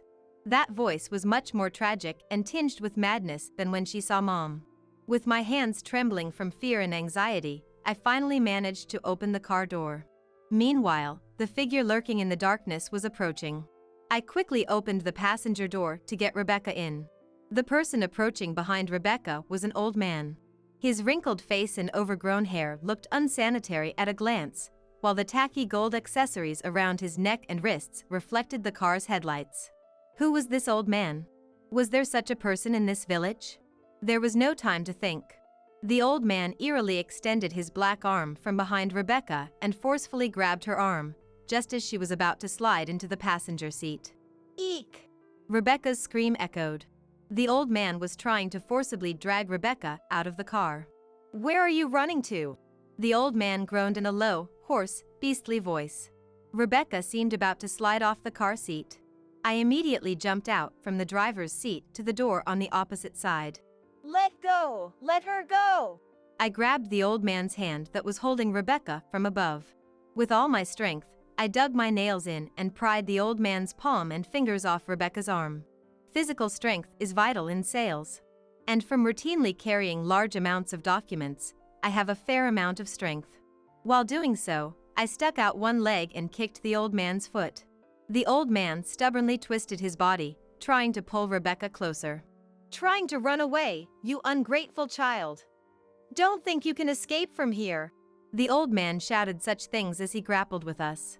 After such a brief battle, my strength combined with Rebecca's resistance, and we managed to pry Rebecca from the old man's grip. Just before he changed his stance to grab Rebecca again, I barely managed to close the passenger door. Before he could circle around, I returned to the driver's seat and quickly started the car. Don't break your promise. You stupid woman. I heard the old man's shouting voice from behind. And from somewhere, catching up, I even heard Mom's voice and then Dad's. Rebecca, wait! Do you have any idea what will happen to us because of you? The sight of the three adults going berserk on the night road was nothing but abnormal. And from the situation, it was clear that the old man and our parents were in cahoots. Rebecca kept her head down. Just go. And muttered in a voice that seemed to fade away. That was my intention from the start, so I nodded and pressed hard on the accelerator. As we started to drive, we both let out a big sigh of relief and fatigue. Like a suspenseful drama, I was dumbfounded for a while as I drove. Even with Dad, I half gave up on having a perfectly amicable meal, but I never dreamed it would turn out this crazy. After driving for a while, we arrived at a place where commercial facilities were starting to come into view. Still much less bustling than the city, the lights of convenience stores and commercial facilities on either side considerably reassured me. My marriage was forcibly decided. Rebecca, who had been quietly crying in the passenger seat until then, suddenly spoke. As I suspected, it wasn't her own will after all. Otherwise, she wouldn't have looked so distraught before her wedding. What on earth happened? I prompted Rebecca to continue. The man who tried to grab me in front of the car, he's one of our family's creditors, she revealed. We're in debt? My eyes widened in shock as I turned to face Rebecca. I quickly reminded myself not to neglect safe driving. I'm so ashamed and saddened that this happened under my watch. You remember how bad Dad's drinking and gambling got even when you were still at home? Yeah, that's why I moved out. I wanted to take you with me, Rebecca. She smiled faintly and said, "Thank you for that, by the way." After you left, no matter how hard I tried, I couldn't get him to stop. Every time he drank, he'd rant about things he hated, hit Mom, and I desperately tried to stop him. It was a vicious cycle. I tried to get him interested in other hobbies, inviting him to watch movies or cook together, but nothing worked. If anything, his habits only got worse. But we're just farmers. It's not like we make a lot of money. Eventually, we couldn't make ends meet anymore. That's when he turned to borrowing money. I can't believe it! Drinking himself into a rage, squandering precious living expenses on gambling in an instant. I couldn't imagine how painful it must have been for her to witness Dad's conduct over these past 8 years. My chest ached with a wrenching mix of pity and remorse. He'd buy massive amounts of alcohol with the borrowed cash, screaming that he'd win it all back gambling the next day. But of course that never happened, and the debts just kept piling up. I don't know if I should ask, but how much does he owe now? Around $70,000. $70,000? I cried out so loudly, I thought the car windows might shatter. How much money did he have to burn through for it to reach that astronomical sum? Faced with such an unimaginable debt, my hands shook on the steering wheel. I couldn't take it anymore. We had no way to pay it back, so Mom and I went directly to the creditor to beg for mercy. To that Kingston guy from earlier. We pleaded with him, "We'll take full responsibility for repaying the principal Dad borrowed, so could you please forgive at least the interest?" And then, Rebecca fell silent after saying this much, trembling slightly. You don't have to force yourself if you don't want to talk about it. No, I'm okay. So then, he said, if you marry my grandson, I'll cut the interest in half. That's how my marriage was decided. No way! You've got to be kidding me! Dad was more than happy to accept those terms, even though it didn't mean he'd have any more money to spend himself. And to think he'd offer up me, his own daughter, so easily to an unwanted marriage. It really hurt to realize I was just property to him. Rebecca went on to say that Mom just went along with whatever Dad said, so she didn't oppose it either. There's more. I really don't want to say this, but Kingston the creditor then said, "You've got a sister in Los Angeles too, right? Hand her over as well, and I'll waive the interest completely." As Rebecca finished recounting her story, she sobbed, tears rolling down her face. A chill ran down my spine. It seems he had intended to lure both Rebecca and myself into his household from the start, deliberately inflating the debt to gain leverage in negotiations. Trading your daughters for money, like some horrific custom from decades past, I couldn't believe this was happening to my own family. Overwhelmed by the terror of it all, I had to pull over onto the road shoulder. Now that my hands were free, I embraced Rebecca's shoulders in the passenger seat. Rebecca, I'm so sorry you had to go through that. No, I'm the one who should apologize for letting things get this bad, for not being able to stop Dad, for getting you dragged into this too. I'm so sorry. There amidst the streets still tinged with a rural atmosphere, we two sisters held each other and cried freely. I couldn't imagine how painful, lonely, and hopeless her days must have been. I wondered why I couldn't have helped her sooner. Things got so bad, I considered running away. But he threatened me, saying if you try to escape, I'll hunt down your sister and drag her back here. That's why I couldn't say anything about this the last time we spoke on the phone. I'm sorry. Rebecca, you've been shouldering this burden all alone. It must have been so hard. But it's going to be okay now. I'm here for you. We'll get through this together. After crying together for a while longer, we got back in the car and hit the road again. Since we had left the village early, we were able to catch the overnight train. With Rebecca by my side, I returned to the now familiar sights of Los Angeles. Glancing at Rebecca walking beside me and the lingering goosebumps on my skin, I was reminded that the series of events in that village were not just a dream. By the time we arrived at my apartment, we were both exhausted. We ate breakfast together and took a nap in the warm, cozy bed. Afterwards, Rebecca pulled the IOU for the debt in question out of her pocket. Actually, I've been carrying this on me at all times. That's my sister for you, good thinking. With this, we have options. Especially here in Los Angeles. I took one more day off work and immediately looked up reputable law firms. That same day, Rebecca and I visited one, IOU in hand. The lawyer had a serious expression as he explained several things to us. Afterwards, we stopped by the municipal office to consult about cutting ties with our parents. After Rebecca stayed with me in my apartment for about a week, we decided to visit our family home once more, to declare to our parents that we were severing our relationship. The moment we came face to face, Dad was already furious, while Mom sat next to him trembling, her face pale.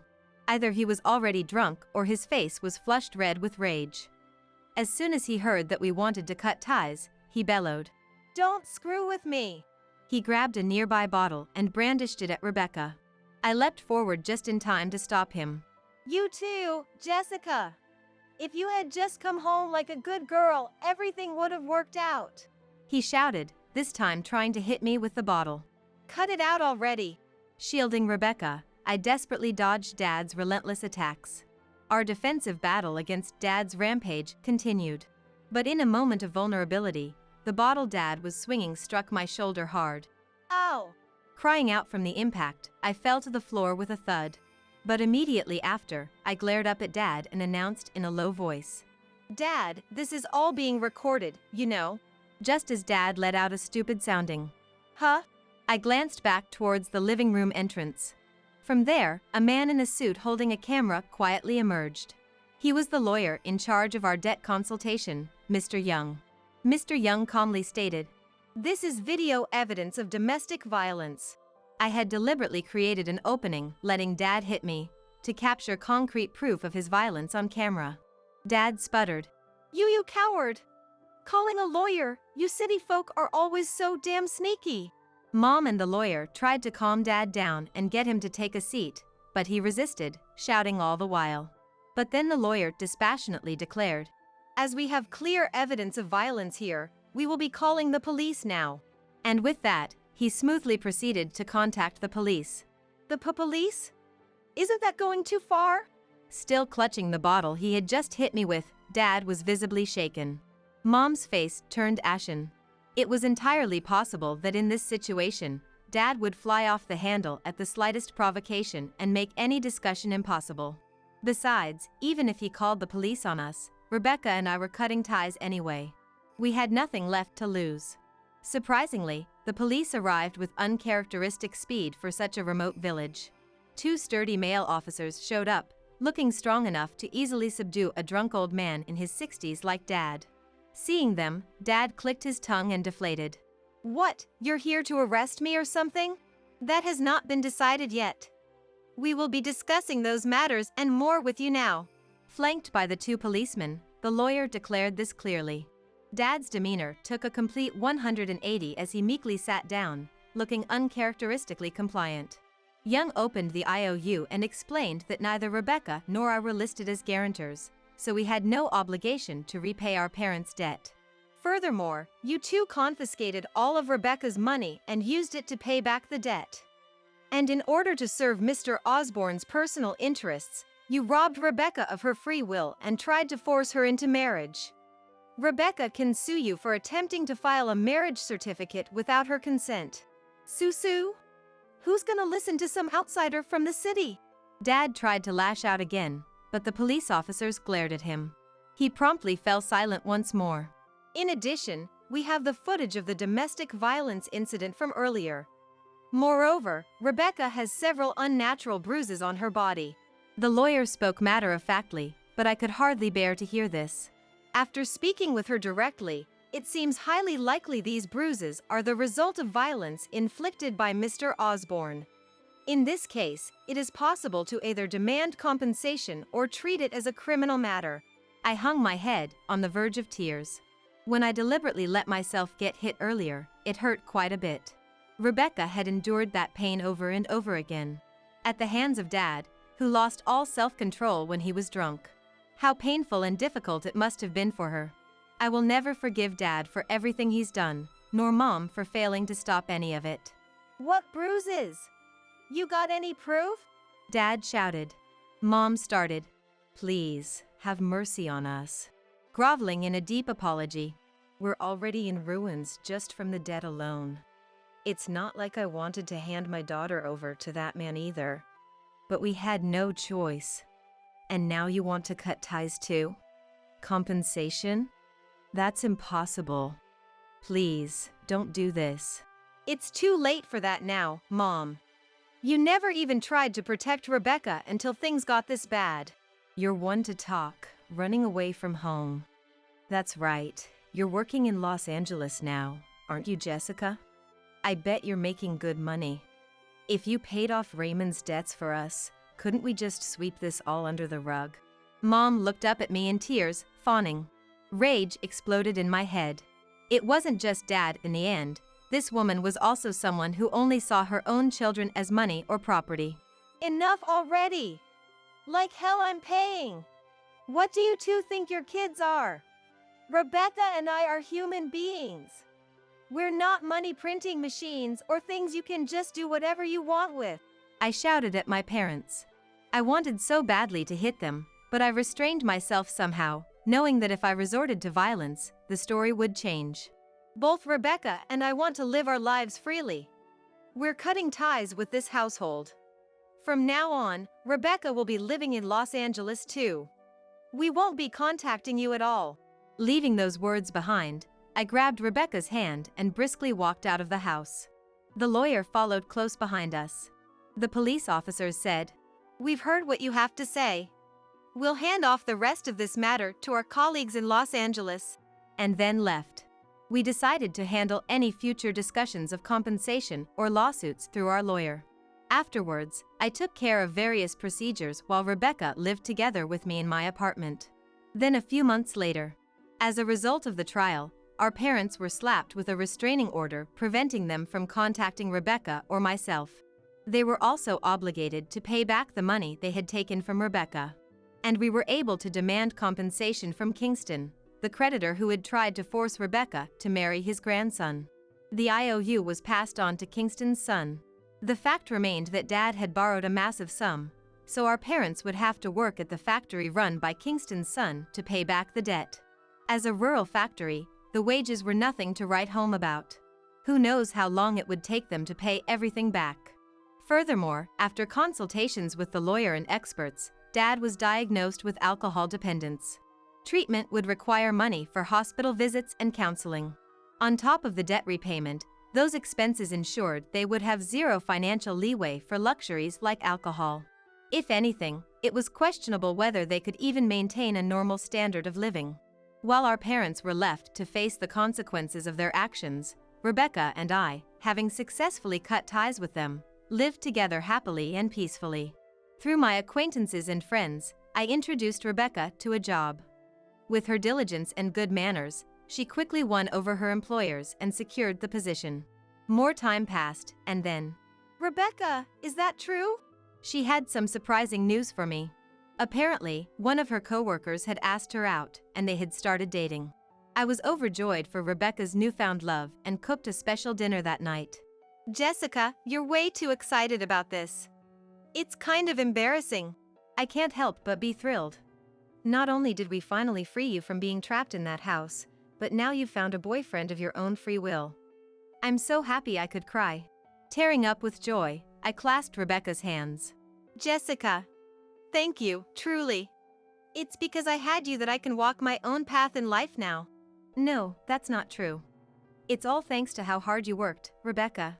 Jessica and I had both found partners in our line of work, and we were making plans for a double date in the near future. The Rebecca I saw now was a far cry from the grief-stricken, desperate woman from that nightmarish evening. She exuded vitality and healthfulness, radiating an aura of happiness as both a person and a woman. We were determined to continue doing the work we loved, using the money we earned to enrich our own lives. We would date partners of our own choosing, with hopes of eventually getting married. As we each sought fulfillment in our individual lives, I knew our friendship would endure, the bond between us unbreakable. Thank you for looking after our 1-year-old Aria for a year. We're off to pick up my daughter now. The two, Anthony and Chloe, got married triggered by Chloe's pregnancy, but their reckless behavior often disrupted my life. Requests to watch the child or for money were endless. When I refused to care for the child, they would leave granddaughter Aria near my house without a word, leaving me no choice. Then one day, suddenly, there was no contact, and Aria was nowhere to be seen. Just when I thought it was resolved, I was about to learn an unwelcome truth. What do you mean? I haven't been looking anyone. Huh? Chloe and Anthony insisted they had left Aria with me. Hearing their story, the worst-case scenario crossed my mind. Parents who abandon their child to gallivant abroad for a year cannot be called parents. I decided to fight, collaborating with someone. It's pitiful for Aria to be raised by such unaware adults. What will happen when their true nature is revealed? I am Camila, still working at the local department store at 65. After giving birth to my sons Anthony and Luke, I divorced and raised them alone. Luke, the free spirit, expresses himself well, while Anthony, the elder, is a bit shy. After high school, Luke went hitchhiking abroad without hesitation and now lives overseas alone. Anthony, unlike Luke, tends to retreat into his shell. He has complained about the struggles of working in a factory and living alone, but seems to be managing. It's been about 23 years since Anthony moved out. One day, I received a call from Anthony. His excited voice came through immediately after I answered. Hey Mom, there's someone I want you to meet. Anthony called excitedly. What's the rush? Just look forward to it. The call from Anthony ended quickly. On the day we agreed, Anthony came home looking unrecognizable. It's been a while, what's with that outfit? He was dressed as if a mannequin from a shopping mall had outfitted him. I stumbled into a store with a friend and felt destiny from that day. There was a considerably young woman next to Anthony. What's this all about? Hello, I'm Chloe.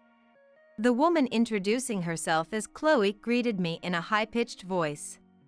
"Oh, nice to meet you. And your relationship is?"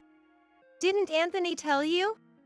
Chloe hit Anthony's back hard enough to make a sound, but Anthony didn't seem to mind and smiled.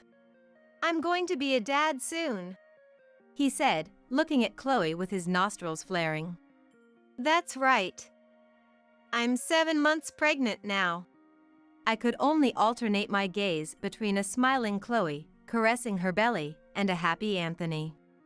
7 months pregnant means you're married to Anthony? Well, something like that. Normally, if there's a feeling of wanting to announce a marriage or pregnancy, shouldn't it be shared a bit earlier? I looked at Chloe again, but still, it didn't add up. Chloe seemed quite young, but do people generally want to marry someone significantly older, like Anthony? At a glance, Chloe and Anthony could even be mistaken for parent and child. However, I thought it odd to point this out here and kept it to myself. "Oh, right. That's what I came to say today." She pulled out a mobile phone from her bag, opened a certain online shopping website, and showed it to me. Is something wrong with the bag on the screen? The screen displayed a bag from a high brand. "I want this as my baby gift. I want to get it before my favorite celebrity's birthday party, so please make sure it's this month." She was asking for a super famous brand bag costing over $5,000. Baby gifts are traditionally given after the birth, and besides, I've never heard of giving such an expensive bag as a gift. I work too, so I have a bit of financial leeway. I was willing to help in any way I could, but what's the right move here? It didn't seem right to refute Chloe's request upon our first meeting. Feeling this, I decided to ask Chloe why she wanted the expensive bag so much. "I see you want it badly. Can I ask why?" Then, Chloe changed her expression and looked at me with a beaming smile. "This person is my favorite celebrity. It's a collaboration bag, and as a fan, I just have to have it." Chloe operated her mobile phone and showed me the screen. A website with a modern-day idol holding the bag. The man's photo was featured prominently. Oh, I see. Still unsure of what to do about the baby gift, I decided to think it over for a while. I'll ponder what to do after getting the news that the baby has been born. While I was thinking this, Anthony contacted me to say the baby was born. Relieved that the birth went well, I sent a text. I heard from Anthony. Relieved to hear everything went well. Congratulations on the birth. Please rest up now. However, I soon got a reply from Chloe, but what was written was something I never anticipated. "Lucky we made it in time. The deadline for depositing for that bag is tomorrow. Cash is fine. Please send it over."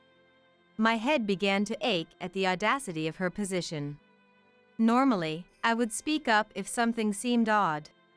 However, I didn't want to sour our relationship here, and more importantly, I shouldn't stress Chloe out right after giving birth. Without much thought, I decided to give $1,000 in cash as a gift. 4 days after I sent the money, I got a call from Anthony. "Hey Mom, what's this about? Because of you, Chloe's bedridden right after getting discharged." Me? How am I related to her being bedridden? "She won't get out of bed because she says the gift from you isn't enough for the bag. Now I have to take care of Arya and can't even go to work." It seems they named the baby Arya. A name I learned only through this call. Chloe was so fixated on the bag she wanted that she forgot to even mention her name. Are you saying she's bedridden because the gift wasn't enough to buy her the bag? Yeah. Stop making Chloe upset and try to get along with her. But I sent what I thought was a respectable amount for a parent. I didn't expect her to be bedridden over this.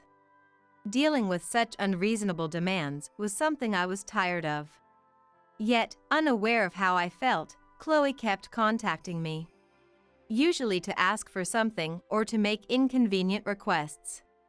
I'm short on living expenses this month. Her tone suggested she was waiting for me to send money. I decided not to fall for it and played dumb. That sounds tough.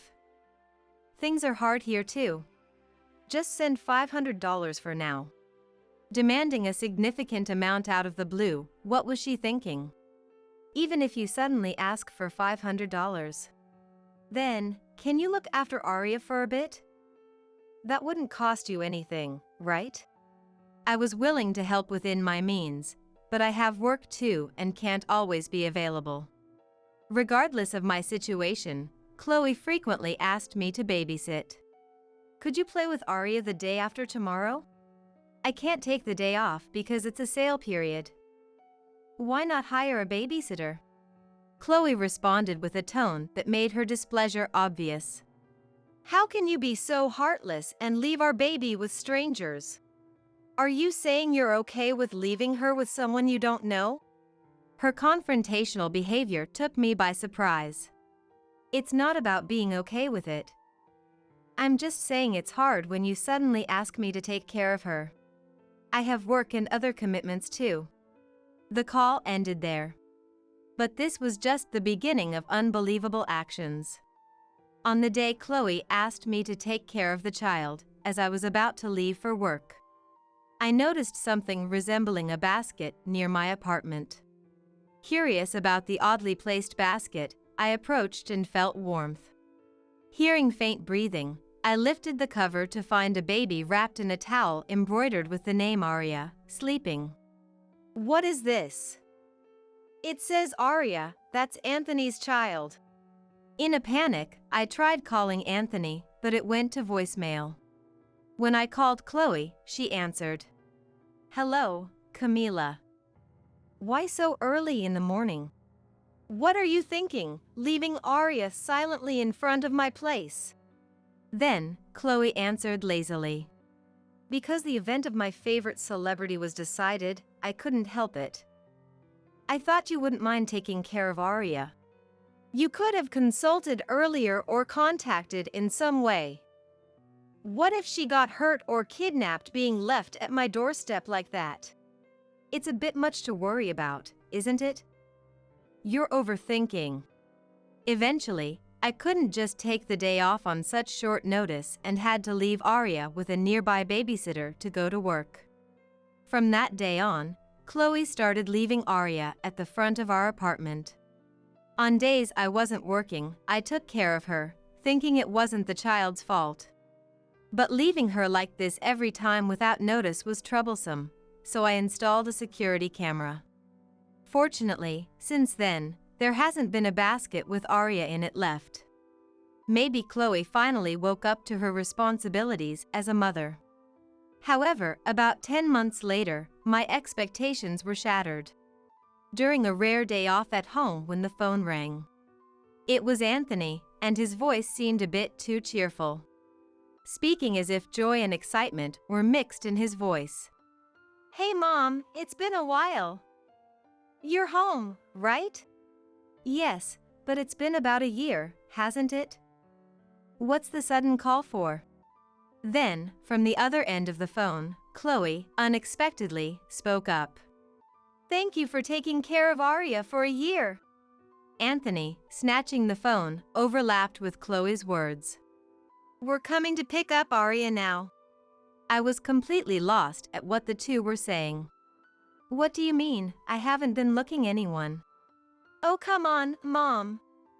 We're already on our way to the nearest station. It's been a long time since I've been back home and I want to drink the coffee you make. Despite of everything, it was kind of you to care her for a year.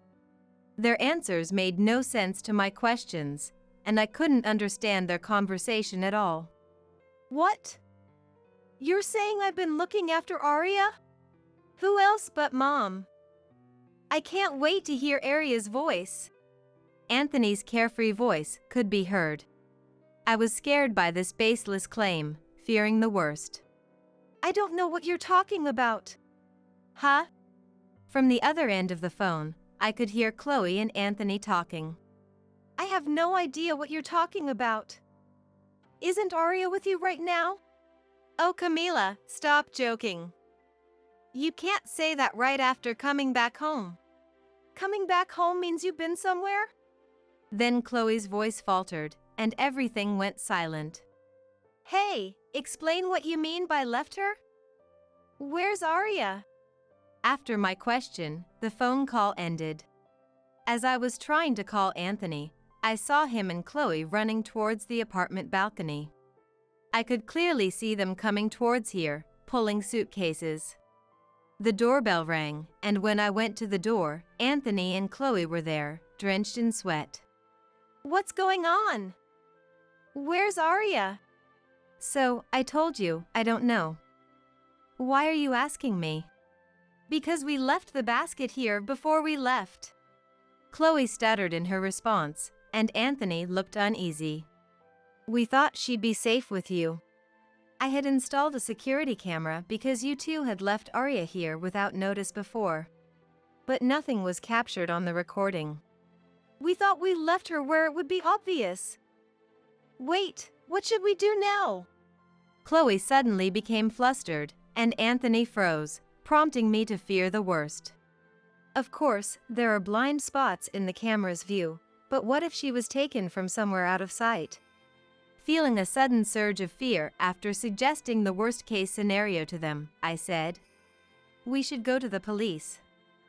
We can't handle this alone." Police?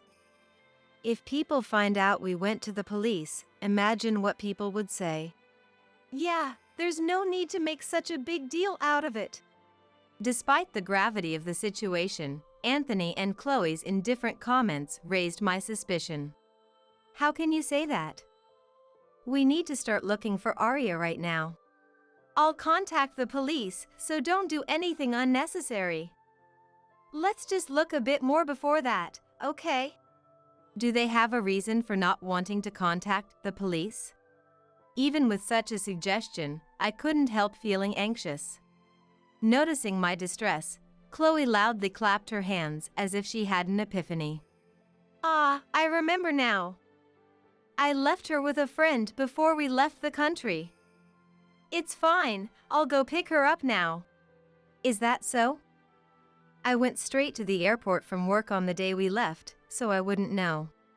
It's okay. Anthony, you go home first. I'll go to my friend's place and bring Arya back properly. Watching Chloe and Anthony rush off like a storm, I could only stand and watch.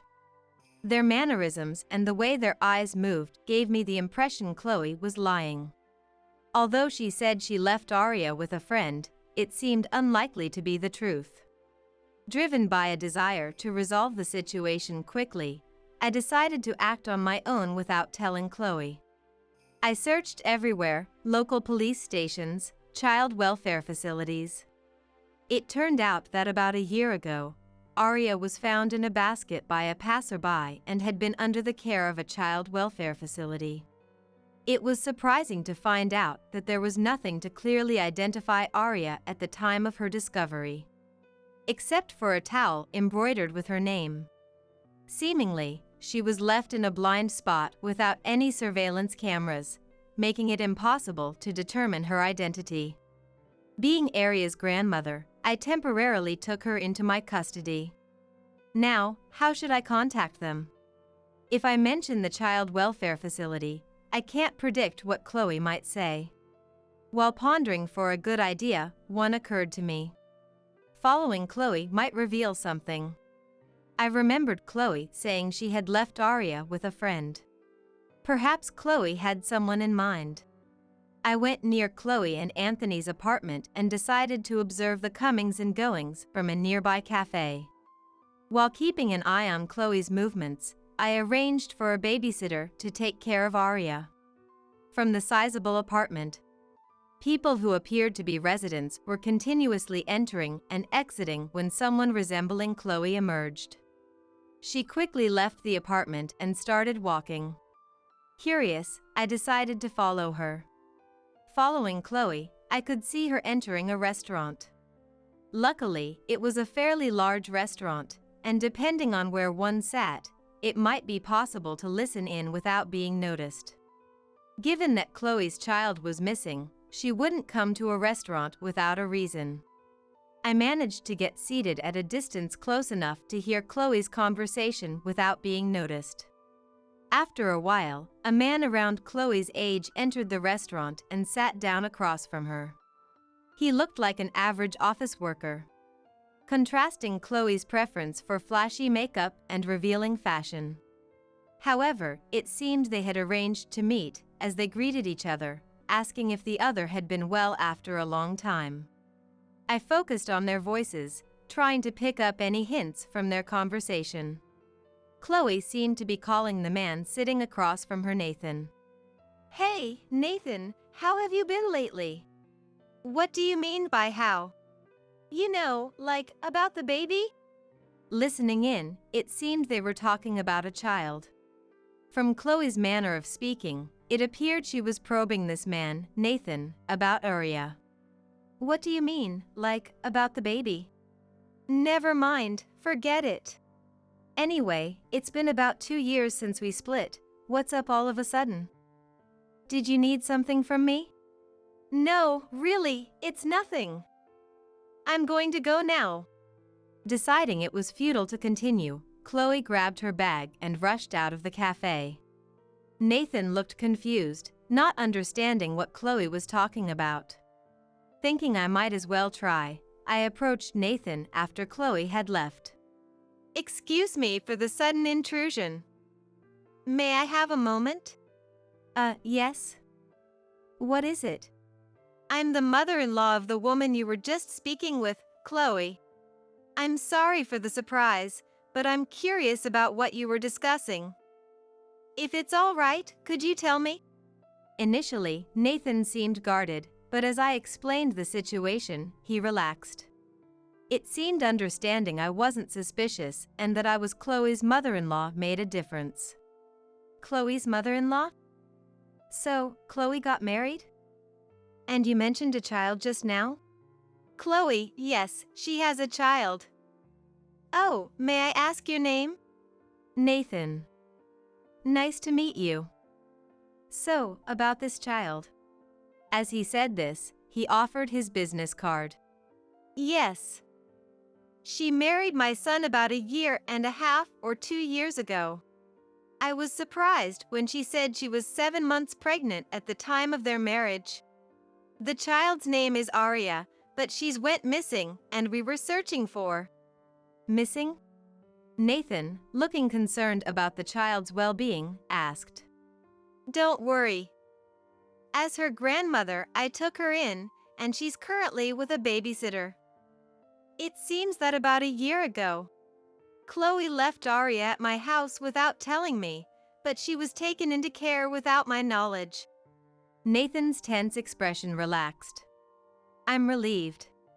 I've been searching separately from Chloe, and finding out she's been taken care of is also new to me. Is that so? That explains it. I watched Nathan, who seemed lost in thought, his gaze dropping to the floor. Chloe wanted to search for places she had in mind before reporting to the police, so that's why we were searching separately. I showed him a picture of Aria. Chloe really wanted to search on her own, thinking she had a lead. It must have been about you. Then, Nathan, with a troubled look, hesitantly spoke. I told Chloe I didn't know what she was talking about regarding the child, but considering the timing, that child might actually be mine. Mine? I thought so, but sorry, I shouldn't have said that. He chuckled awkwardly, as if trying to dismiss his previous statement. Aria is your and Chloe's child? She's now 1 year old, and when you met, Chloe was 7 months pregnant, right? I just thought maybe. I was so shocked that I struggled to find the words. That can't be, but when I think about it, the timeline matches. I was incredibly busy with work at one point, unable to see Chloe often, and that's when she broke up with me via text, unilaterally. Then she blocked my calls. Really? Nathan nodded emphatically. Chloe said she needed to undergo cancer treatment and that we shouldn't see each other anymore. But from what you've told me, I realized that was a lie. What would you do if Arya really is your child? Nathan seemed contemplative but then looked up decisively. If Arya is indeed mine and Chloe's child, I want to take responsibility for raising her. Someone who leaves their own child on someone's doorstep is not fit to be a parent. Having heard your story, I think we should consider a DNA test. Nathan looked surprised. A DNA test, as in? Yes. At this point, wouldn't you want to know if you're Arya's dad? I would definitely like to proceed if possible. The day I learned about at-home DNA tests from a documentary and thought of trying one, I ordered a test kit. The time to use it had arrived. I hurried home to fetch it and returned to Nathan. I have Arya's hair, so if I can get some of yours, we can quickly get the results. Wow, they have stuff like this now? We decided to use the DNA kit, which allowed for easy testing with just hair samples.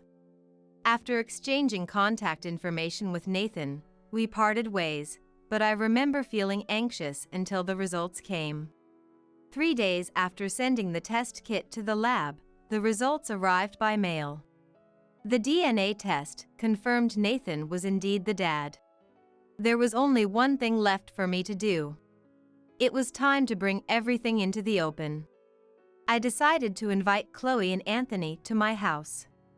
Arya has been found safe. Could you come over to my place? I had picked up Arya from the babysitter and waited for Chloe and Anthony to arrive. About 4 hours after my call, Anthony and Chloe came into the house and exaggeratedly approached Arya. So she's been found. You made such a commotion, Arya. Dad's here. Arya, you've grown. They tried to hug her with open arms as if it were a touching reunion. Arya looked puzzled for a moment and then started crying. Right then, Nathan appeared from the next room. You abandon your own child at Camila's place and that's your opening line? What kind of thought process is that? Who's this? Don't interfere with our family matters. Anthony, though bold in his words, clearly shook in the presence of a man larger and unknown to him. Chloe, on the other hand, seemed desperate to figure out how to navigate the situation. No, he's like a friend or relative, sort of. What? So, he is a stranger. Please leave. Anthony glared as he waved his hand dismissively. Nathan, holding the results of the DNA test that proved he was Arya's father, thrust them into Anthony's face. I used to date Chloe, planning to marry her. But suddenly, she said she needed cancer treatment and couldn't see me anymore, and that was it. So?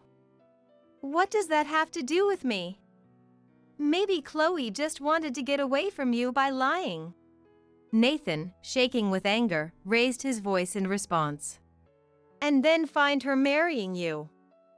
You got to be kidding me. Whether Chloe understood Nathan's feelings or not, she counted her split ends while replying. Well, I wanted to live with someone wealthy. I was torn between Nathan and Anthony. But I chose Anthony because he seemed to have a promising future, just thinking about the child and myself. So, while you were promising to marry me, you were also seeing him? Chloe turned to Anthony, smiling brightly. Because Anthony is a manager at a famous company. He said becoming a department head in a few years isn't a dream. Investing in the child so it can support us later isn't a bad idea, right? Anthony, getting carried away, bragged. Well, when you work for a company like mine, you don't have to worry about money. It's easy to provide for a child, allowing them to live freely. Unbelievable. First of all, why would you do something terrible like leaving a child on the street? You have money because you work for a famous company? Don't joke with me. If so, use that money to properly care for the child. Anthony, faced with this sound argument, began to falter, his confidence from moments ago seemingly a lie. Why? Well, it's too early for a small child to go abroad, you know. Besides, asking Mom to take care of Arya, she'd be happy. Anthony's gaze seemed almost pleading for help. Because it would make Mom happy? Don't use your child to please your parents. Besides, even if it wasn't your mom, anyone would be annoyed by having a child left on their doorstep without permission. That you don't understand this by your age is unbelievable. Besides, even if it wasn't your mom, anyone would be annoyed by having a child left on their doorstep without permission. That you don't understand this by your age is unbelievable. I gave Nathan a standing ovation in my mind. Well said. However, both Anthony and Chloe seemed to not grasp the meaning of his words, looking stunned. It's truly unbelievable that there are parents who can't take responsibility for and cherish their own child. I especially can't forgive it since I was abandoned by my parents as a child. I will raise Arya. Just as Nathan was about to embrace Arya, Anthony stood up. There's no way a young single man like you can raise her. Come on, Mom, say something to this ridiculous man. If it continues like this, Arya will be taken away. Is that okay? I was despairing over how shallow Anthony could be. Someone who leaves their child on someone else's doorstep for selfish reasons doesn't deserve to be a parent. No, I mean, I won't do it anymore. He looked at me with a face like a child making excuses. It's not about what you will or won't do from now on. Can we trust the words of someone who does such a thing? Then Chloe approached me with a sweet, coaxing voice, trying to appease me. Come on, Anthony is saying so, please forgive him. On what grounds are you speaking? I glared at Chloe with all my might. After all, you chose Anthony because of his money, even though you were dating Nathan before. I didn't want to lower my standard of living. Thinking about the future, having money is better, right? I can't stand being poor. At that moment, Nathan stood up. No matter how much I think about it, I can't leave my child with someone who would abandon her. I'll go to court to gain custody if I have to. It's impossible for someone without money like you. She's my child, and it's too late to say such things now. Chloe's face suggested she believed she hadn't said anything wrong. Camila agrees with me, right? She's your precious granddaughter. Don't talk nonsense. Arya would be pitiful if left in your care. Hey, you think it's right to say those things? Anthony stood up, looking down at me as I remained seated. I decided it was time to enlighten Chloe about Anthony's true situation. Hey, you. I don't know if you think Anthony has money, but do you know how much he really has? Chloe responded with a stunned face. But he's a manager at a famous company. A manager at a famous company? In reality, he's a subcontractor for a subcontractor of a famous company. Just mentioning the name of a famous company, and you didn't realize? Chloe looked shocked, but I continued without concern. Moreover, what Anthony has is mostly debt. That too, from spending on games. Before marrying you, he was so desperate over game debts that he came crying to me, and I had to pay them off. Anthony's face turned red with anger, having his undesirable past dug up. Hey, why bring that up now? It's irrelevant. Irrelevant? Maybe it is. But I'm done being manipulated by you two, and it's clear what should be done for Arya's sake. You can't be serious. Tearing apart a child and her mother is the lowest. That's unthinkable. Chloe, shaking, glared at the floor. Tearing apart? Aren't you the one who did that by treating her like an abandoned child for a year without permission? You have no right to say anything now. There's nothing more for me to say here, and if you keep this up, we'll end up settling this in court. Go ahead and take it to court. The court will favor the mother. Actually, you should pay child support. Let's say, I'll settle for $2,000 a month. Chloe's attitude suggested she was making a concession. Deciding further discussion was futile, Nathan left the negotiation table. Eventually, the custody battle went to court, and Nathan was awarded custody of Aria. Following that, Chloe and Anthony fought daily and ended up divorcing. Even after the divorce, they continued blaming each other, citing lack of money, with no end in sight. Anthony continued pretending to work at a well-paying company, while Chloe, aware of the real parentage yet choosing to conceal it, got what she deserved. A few months after Chloe and Anthony's divorce, working as usual, I thought I saw a familiar figure in the sales area. I hoped I was mistaken, but as the figure approached, my suspicion turned to certainty. Well, Camila. Long time no see. I just wanted to see your face, so I dropped by. She approached with a sly smile.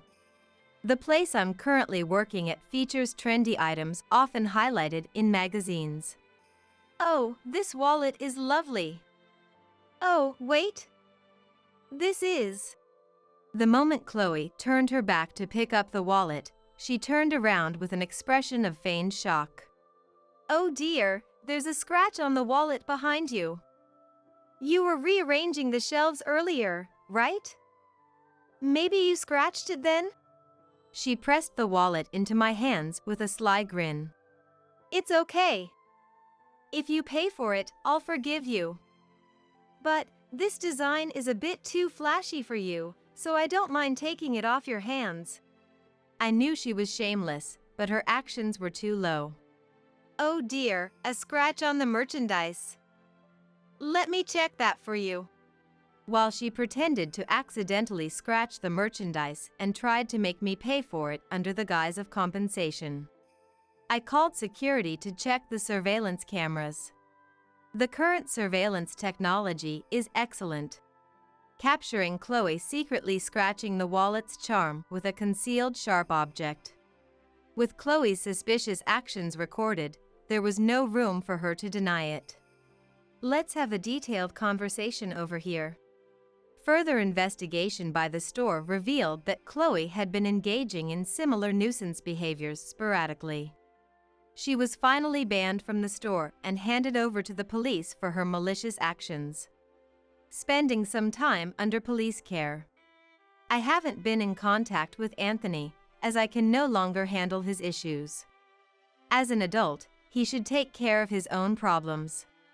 While I regret having indulged them, it's time they realized their responsibilities on their own. I hear nothing good about Anthony from his acquaintances and colleagues. Stories of dine and dashes or pretending to collect donations only to run off with the money. Anthony, with his high pride, fails to recognize how much trouble he causes for others. Or perhaps he can't.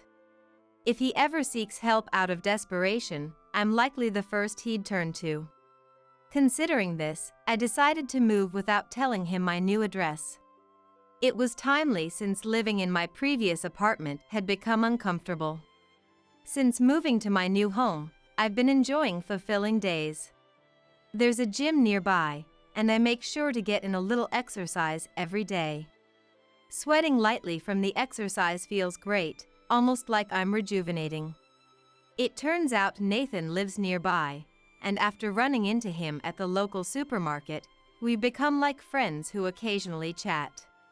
Arya, whom I used to care for, has grown a lot and now runs around the park. Though Arya and I don't share a direct blood relation, I changed her diapers and looked after her, fostering a connection. I'm happy to still be able to watch her grow.